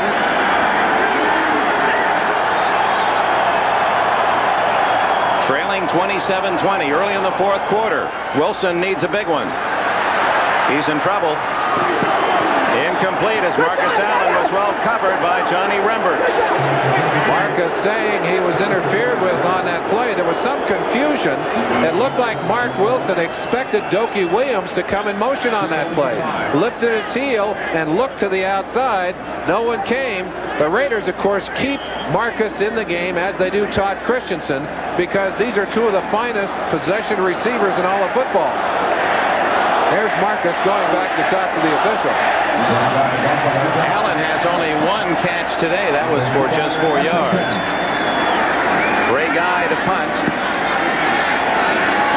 His second of the day. Kicked him on earlier for 33 yards. This one will be a good kick. They're going to mark it inside the 10 at the 6-yard line. Ray Guy may have had his finest day of kicking back in New England against these Patriots, and there's a good case for this man having his best year ever this year.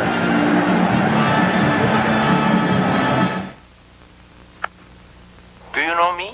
This may seem puzzling, but you know me by sight and by sound. You know my TVs, my stereos. But to be really wired in, I carry the American Express card. As a chairman of Sony, I expect great reception. To apply for the card, look for an application and take one. The American Express card, don't leave home without it. On a typical day, companies transmit about 50 million packets of computer information over the Telenet data network, which is the equivalent of over 1 million typewritten pages.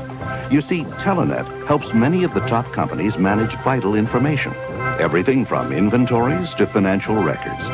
Imagine sending this much information in a day without an error. G. No, GTE. Who's gonna be at the Silver Bullet tonight? Rob, when you get a chance. So, are you gonna call her? I'm thinking about it. 2 Coors Light, Rob. What's there to think about? Call her. I said I might. Arnold, there were 100 guys in here last night. She talked to you. Jack, I was sitting on her coat. It's a very unique approach. Give me the quarter. Rob, you got a quarter? There's no slowing down with the Silver Bullet tonight. Coors Light beer. Today's game is brought to you by John Hancock Financial Services, meeting today's needs with a range of financial products. By Renault Jeep, where commitment to quality and innovation form a winning team. And by light beer from Miller, everything you've always wanted in a beer and less. And some hot dogs to go with that beer here at the Coliseum. Our crowd, the wave is on. Starting deep in its own end, the Patriots in about 4 yards out of Craig James. Bill Pickell and company in the tackle. It's 27-20 New England. The Patriots got a fumble from Marcus Allen deep in New England territory. Drove for a field goal to tie the game, and the ensuing kickoff, a fumble by Sammy Seal, wound up in the end zone, recovered by New England's Jim Bowman to give them the lead. James again, stopped at the 13-yard line. James with just under 80 yards on the afternoon. Pickell and Millen in on the tackle. Mark Wilson,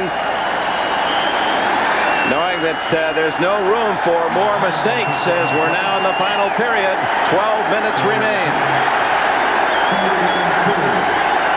Boy, that gaunt look of pressure on the face of Wilson.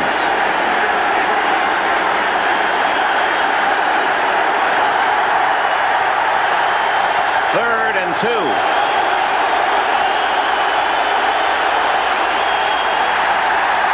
Trying to be very close to a first down. James' third straight carry. I think they shut him down, Dick. It's all in where they mark this play, but it looks like it's going to be marked between the yard marks, and well, that's going to be awfully close. We'll let them measure it.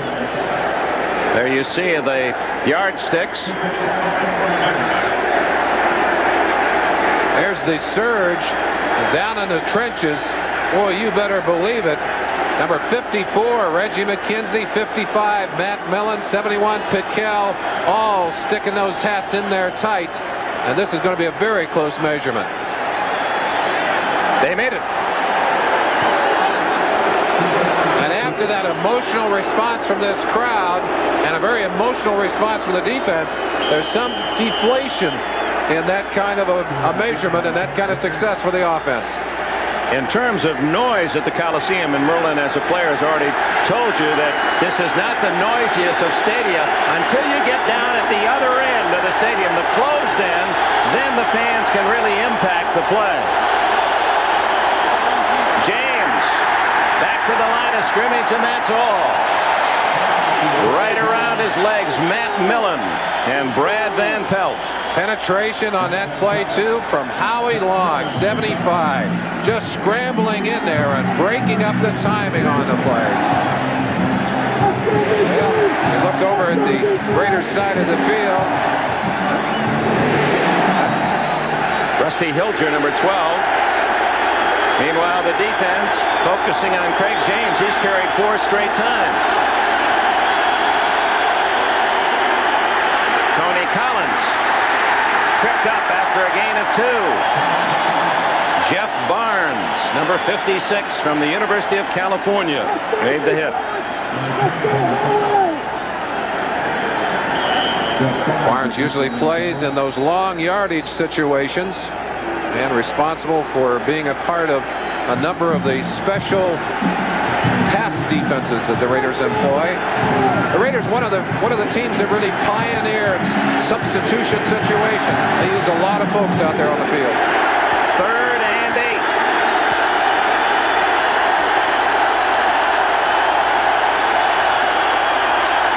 Collins short of the first down. Rod Morton and Reggie McKenzie, and the punting team is on for New England, and the fans cheer the Raider defense.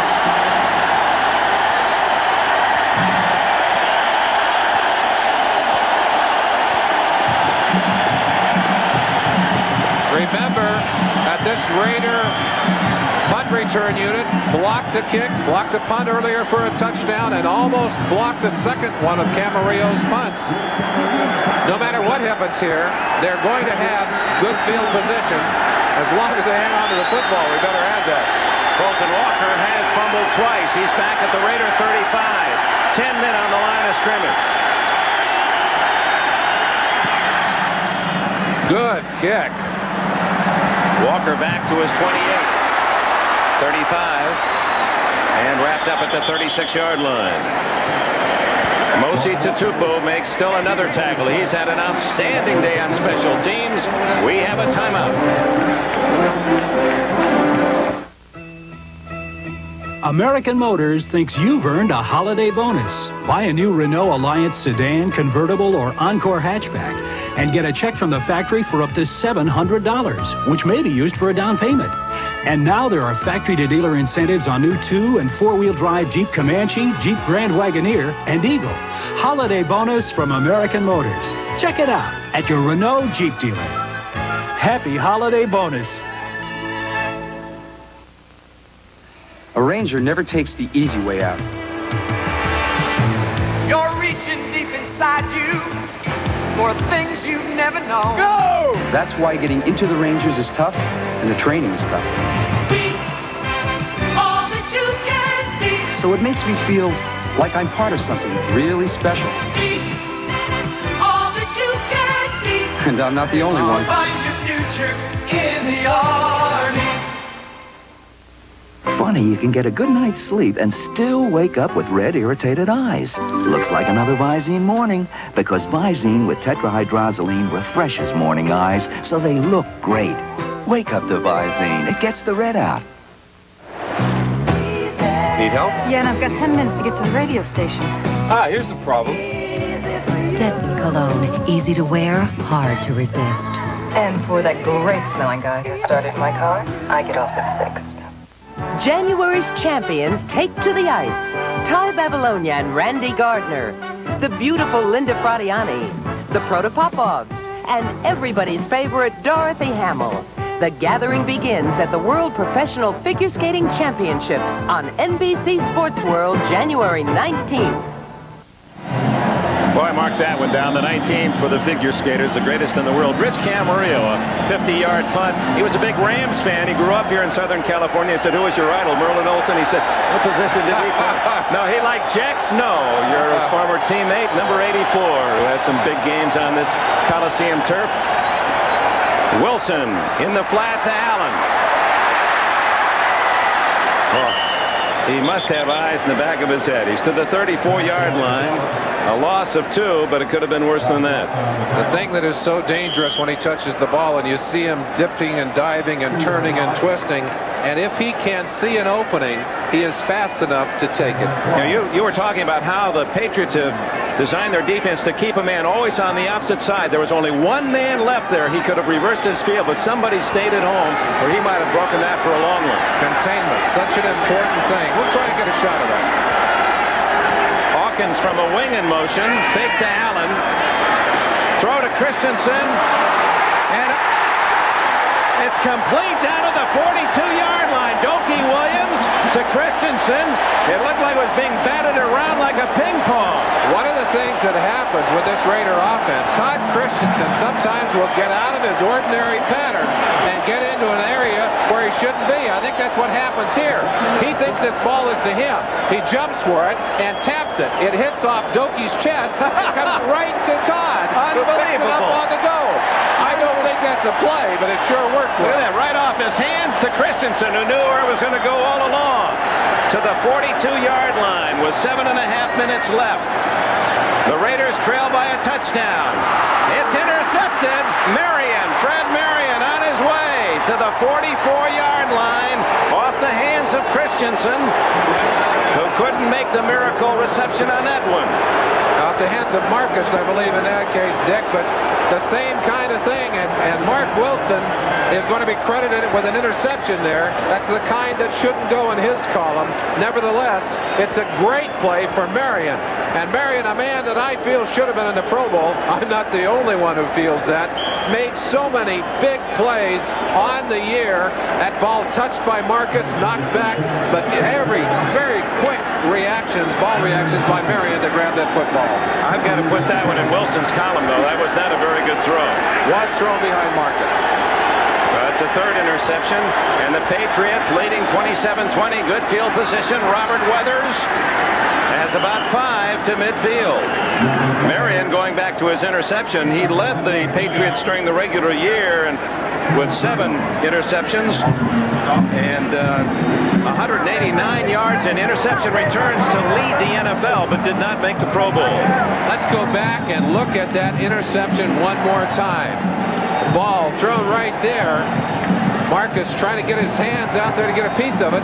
All he did was hang it up just a moment for Fred Marion, number 31. 27-20, New England trying to pull the upset. All the favorites have won this round of the playoffs. And in fact, the previous as well. Cleveland Browns close to an upset at Miami yesterday, but the Dolphins rallied from 21-3 down to win. And now time running out on the Raiders, who can ill afford to get New England down close enough for a field goal that would give them a 10-point advantage. Saying a big hello to his mom and dad. Boy, he earned a chance to do that with his play during this season, and that big play puts his team down in Raider territory. Third and short. Weathers has the first down at the 44.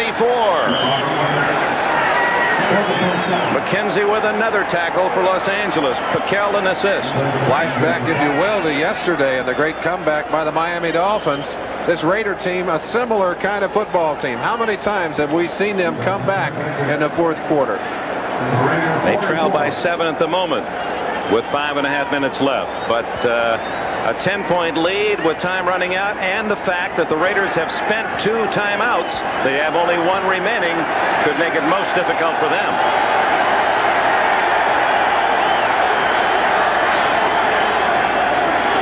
Weathers, maybe a yard. Stays J.C. Turan with the tackle. Excellent anticipation by the Raider defense. They had 53, Rod Martin, coming wide open on that play. Bob Seaman over there making the calls. Good job there. You see the official timeouts remaining, only one for the Raiders. Mark Wilson in the same series had to spend 2 when he either didn't like the setup for the play call or was running out of time on the 30-second clock.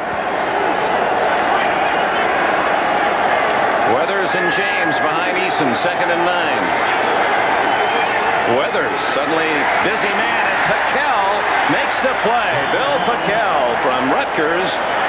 Dad is a New York area policeman, went to high school in Brooklyn. He himself a criminology major. He saw that one readily.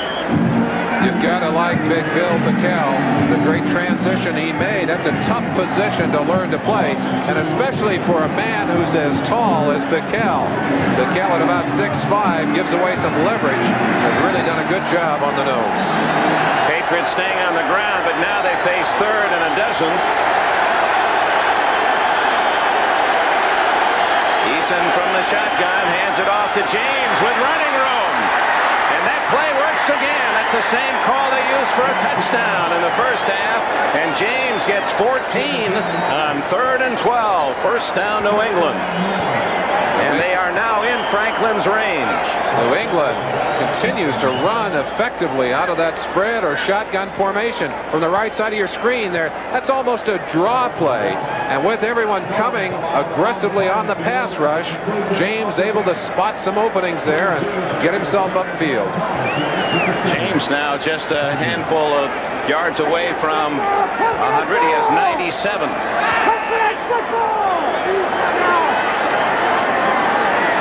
Motion to Tupu. Nothing there. Jeff Barnes with a hit.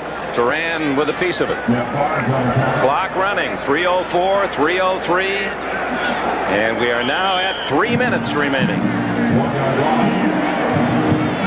So another first down would be a killer for the Los Angeles Raiders, because there's only the 2-minute timeout and one other left for the Raiders. Looking across, you just almost sense the energy. What an upset this would be for these New England Patriots. Yeah, they were 9 out of their last 11, and their 2 losses were only by field goals.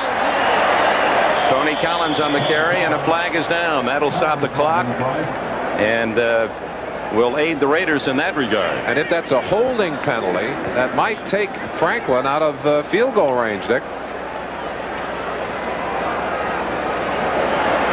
There's Franklin, who has kicked from 44 and 32 yards, 2 for 2 today. Had 4 last week against the Jets to tie an NFL playoff record. Holding number 30, offense, 2nd down. Tupu guilty of the hold.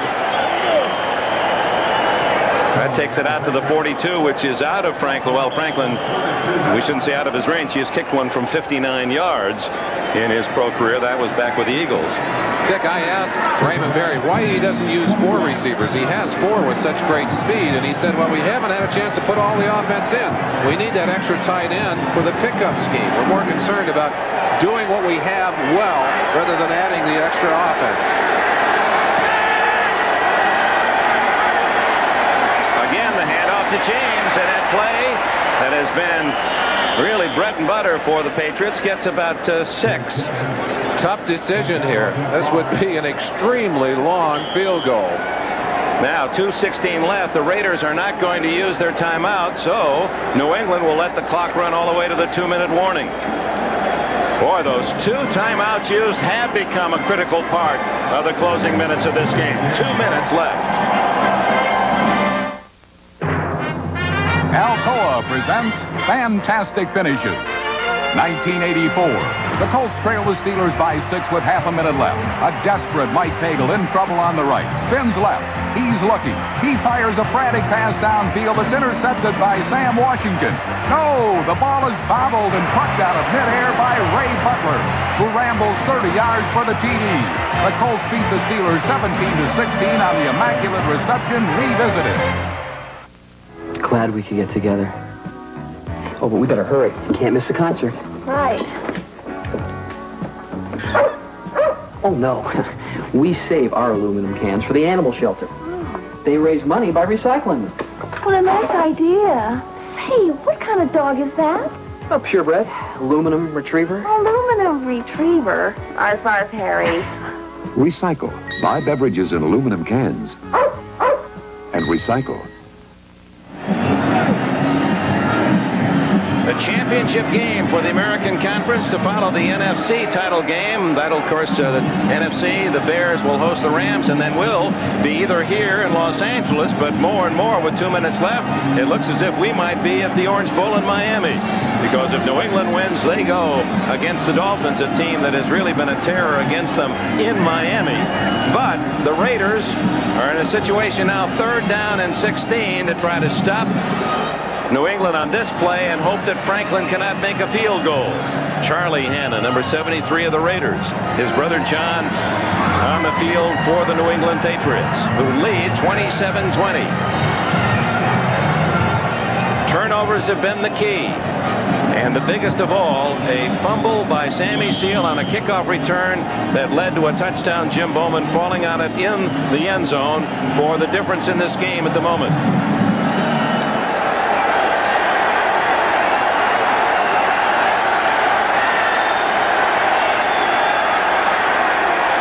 Again, they run.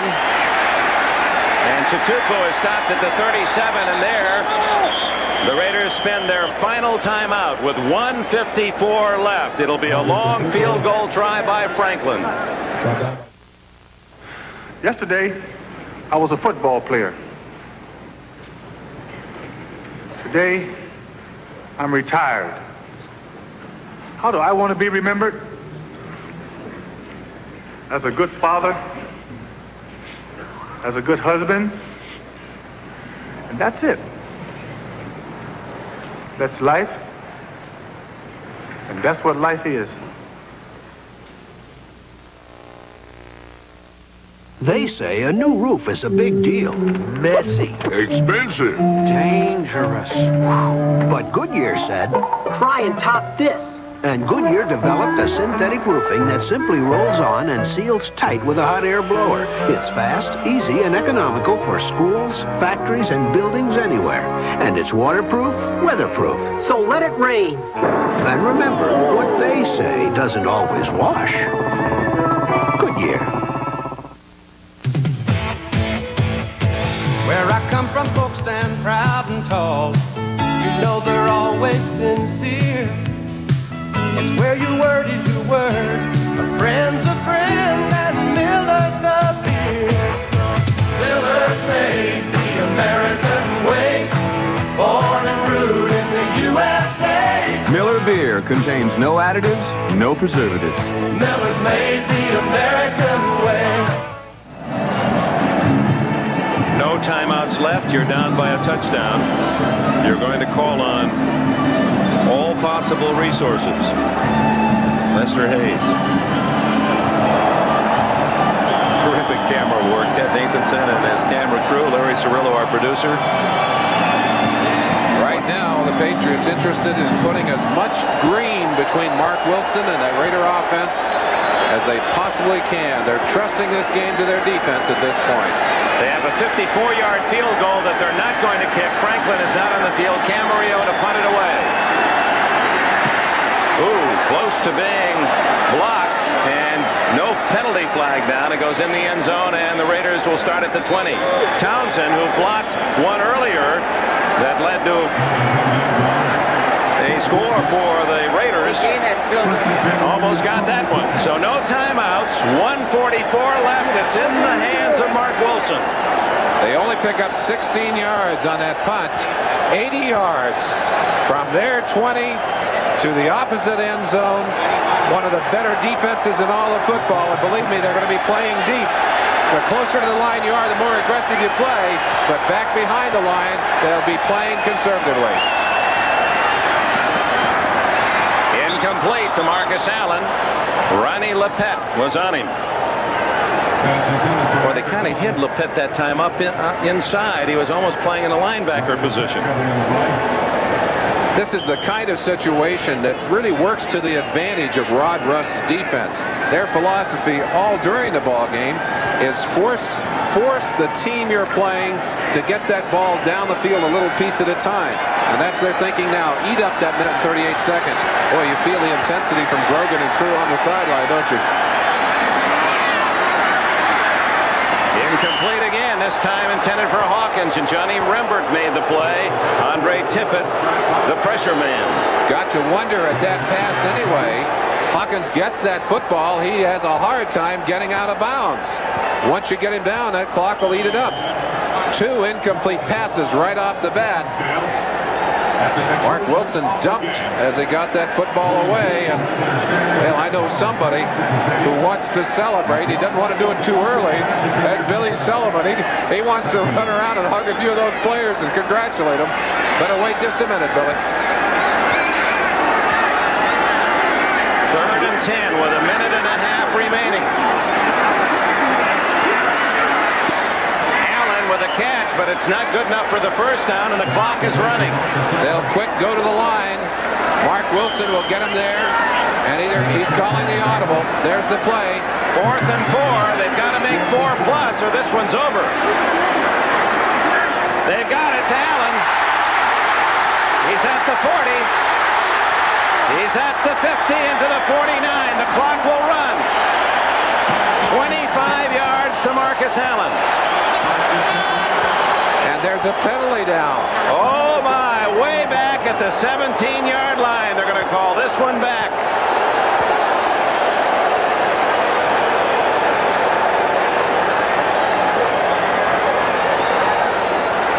Years ago in the playoffs, that most memorable call that cost New England a chance to go on, and the Raiders won. Personal foul, grabbing the face mask, number 65, offense, 4th down. Mickey Marvin, in trying to block his man, guilty of the penalty.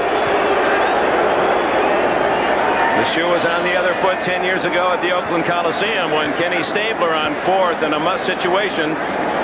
Apparently incomplete. New England would win when a penalty went against Sugar Bear Hamilton that extended the drive, and the Raiders pulled it out and went on to win the championship. So it's 4th down. The penalty makes a 10-yard mark off. 4th and 17. 15-yard mark off. 4th and 17.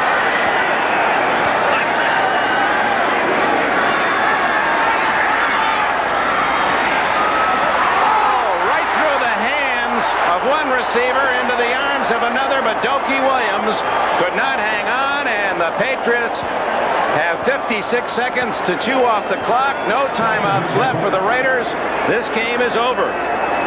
The New England Patriots have pulled the one upset out of the playoffs and will go to Miami next week if they can just execute 2 snaps from center. From the 13.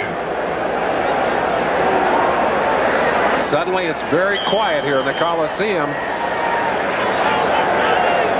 Don Shula will be our guest on NFL 85. It'll be interesting to get Coach Shula's comments. He had to pull one out of the fire yesterday.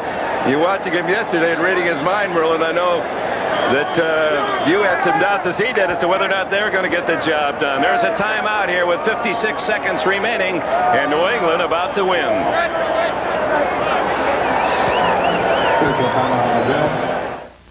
Who says you can't have it all? Who says you can't love your work and the change of pace?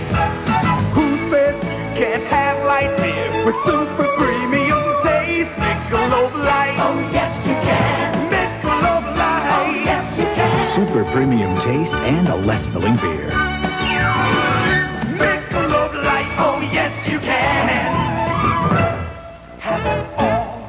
Now, Selsun Blue, the #1 doctor-recommended dandruff shampoo, introduces a new extra conditioning formula. It leaves my hair looking so soft and manageable. It has 5 conditioners, including aloe, that leaves hair in beautiful condition. And Selsun Blue Extra Conditioning Formula contains the anti-dandruff ingredient doctors recommend most. No leading brand gets rid of dandruff flaking or itching better. New Selsun Blue Extra Conditioning Formula controls dandruff and leaves hair in beautiful condition. There again is the final hope slipping through the hands of the Raiders. Watch the ball. through the hands of Jesse Hester, 84, and it touches right into the palms there of Dookie Williams, and Dookie just unable to handle that football. We saw that kind of play a few minutes ago with the success. The Raiders, of course, would like a miracle of some kind, but they're just going to drop to a knee and let the clock move. No timeouts. Dick, the last time New England won a playoff game, 1963 against the Buffalo Bills. Till last week, and then now they've won 2 in a row, and they'll go to Miami, where they have lost 18 straight. Not since 1966. The Dolphins' first year in the NFL have the Patriots won in Miami. You can look at that statistic 2 different ways. You sure can. One, they're well overdue. The other is, and of course, they played a magnificent game against the Dolphins and lost by 3 late in this season. Craig James is our Michelob Most Valuable Player. The New England Patriot running back, the first this season to rush for over 100 yards against the Raider defense. Michelob donates $1,000 to the United Way on behalf of Craig James. This game is over. The New England Patriots have upset the Los Angeles Raiders 27-20. Los Angeles Raiders 20. A stunned crowd of 88,936 in the Coliseum in Los Angeles, and the Patriots won it on the ground and taking advantage of Raider mistakes. And as has happened so often in Raider history, turnovers such a big part of that loss. The Patriots go to Miami. This Bud's for all that you do. They said this city was through. You said, no way. Each day the spirit's growing. Your pride is really showing. You are the power, the man of the hour. You've really got things going. You make America work, and this Bud's for you. For everything you do, America calls on guys like you, 'cause you make America work, and this Bud's for you. Here's to you, Beechwood aged, for that clean, crisp taste that makes Budweiser the king of beers. You make America work, and this Bud's for you. So the 6 turnovers do the Raiders in. 4 of them led either directly or indirectly to Patriots scores. New England with the win, 27-20. You will see New England play at Miami. It'll be the late game next Sunday, NFL 85 at 3:30 Eastern Time. The kickoff from the Orange Bowl at 4 Eastern Time. The early game in the conference championship round. The Bears hosting the Los Angeles Rams. The Bears won their way into that round by shutting the Giants out at frigid Soldier Field today, 21-0. Our time is very short, but we will go down to Miami. Don Shula is standing by at his home. Don, we have to keep it brief, but obviously, although the Patriots will be no picnic, you're gratified to be playing at home. Much rather be playing at home. I know how tough it is to beat the Raiders out there, or to try to beat them, and this is why you have to give New England and Raymond Berry credit for a great job all year long, and in particular today. Now, after a 2-3 start, the Patriots have won 11 of their last 13, and their only losses by a field goal in the rain a few weeks ago against your team, and an overtime defeat by a field goal against the Jets at the Meadowlands. So they're playing supremely well right now. Excellent defense, and offensively they control the ball. They have an excellent running game, and Eason in these last 2 ball games is playing pretty much error-free ball. He's not making big mistakes. In our game, he threw a couple of interceptions that really hurt him, but now it looks like he's got that where he's making the big plays when he has to. You've beaten the Patriots 18 straight times at the Orange Bowl. Is that a factor psychologically? Well, that's something that we can't concern ourselves with. We had trouble with the Browns last week. We were behind 21-3 in the ball game, and had to come from behind in the 4th quarter to win the ball game. So the last time that New England was down here, the game came right down to the wire, and we won at the end of that game. When teams are this far along, when you're playing for the AFC Championship, anything can happen, and we have a lot of respect for them. What about the health of your team coming out of yesterday's game against the Browns? As far as I know, we should be in good shape. We've got a lot of people that are banged up that might miss some practice time, but everybody should be ready for the ball game. Quick answer here, Don, on our final question. Just how concerned were you when the score was 21-3 Browns? What kind of thoughts were going through your mind? Well, There were a lot of thoughts going through my mind. I felt that we had to shut them out in the second half, and then they scored on that long run. But the key was the drive that we put together. And once we scored that first touchdown, I think everybody got the confidence that we could win the ball game. Don, thanks very much. And a day late, a happy 56th birthday. Thank you, Bob. All right, let's go back out to the Coliseum in Los Angeles for some final thoughts from Dick Enberg and Merlin Olsen. Bob, as New England celebrated a chance to go to Miami, this was the scene right after the final gun. Matt Millen and a couple of New England Patriots going at it as the Raiders go out fighting. I think someone had said something to Millen, and he and Howie Long were just attacking in there, and everybody trying to calm things down. But these Raiders, they don't ever quit fighting, Dick. Wild-eyed and teary-eyed disbelief. The Raiders have been eliminated, and everyone was here in this part of the country. We're looking at a Raiders-Chicago Bears Super Bowl. But Billy Sullivan, the owner of the New England Patriots, a man who has had his own hard times during the course of 1985, certainly has had a very happy 1986. Win against the Jets, win against the Raiders. Richard Aguirre. Another great fire that's yet to be known coming up in the eyes of people. I haven't yet seen Richard Aguirre yet.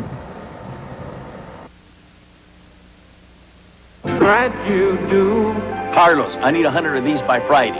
My friend, I'm retired. My son is running the business now. Oh. Let's see, what do you have here? Well, I want the... You know just where you're going. Now is your time for growing. It's your turn to deal now. You're at the wheel now. It's true, your pride is showing, 'cause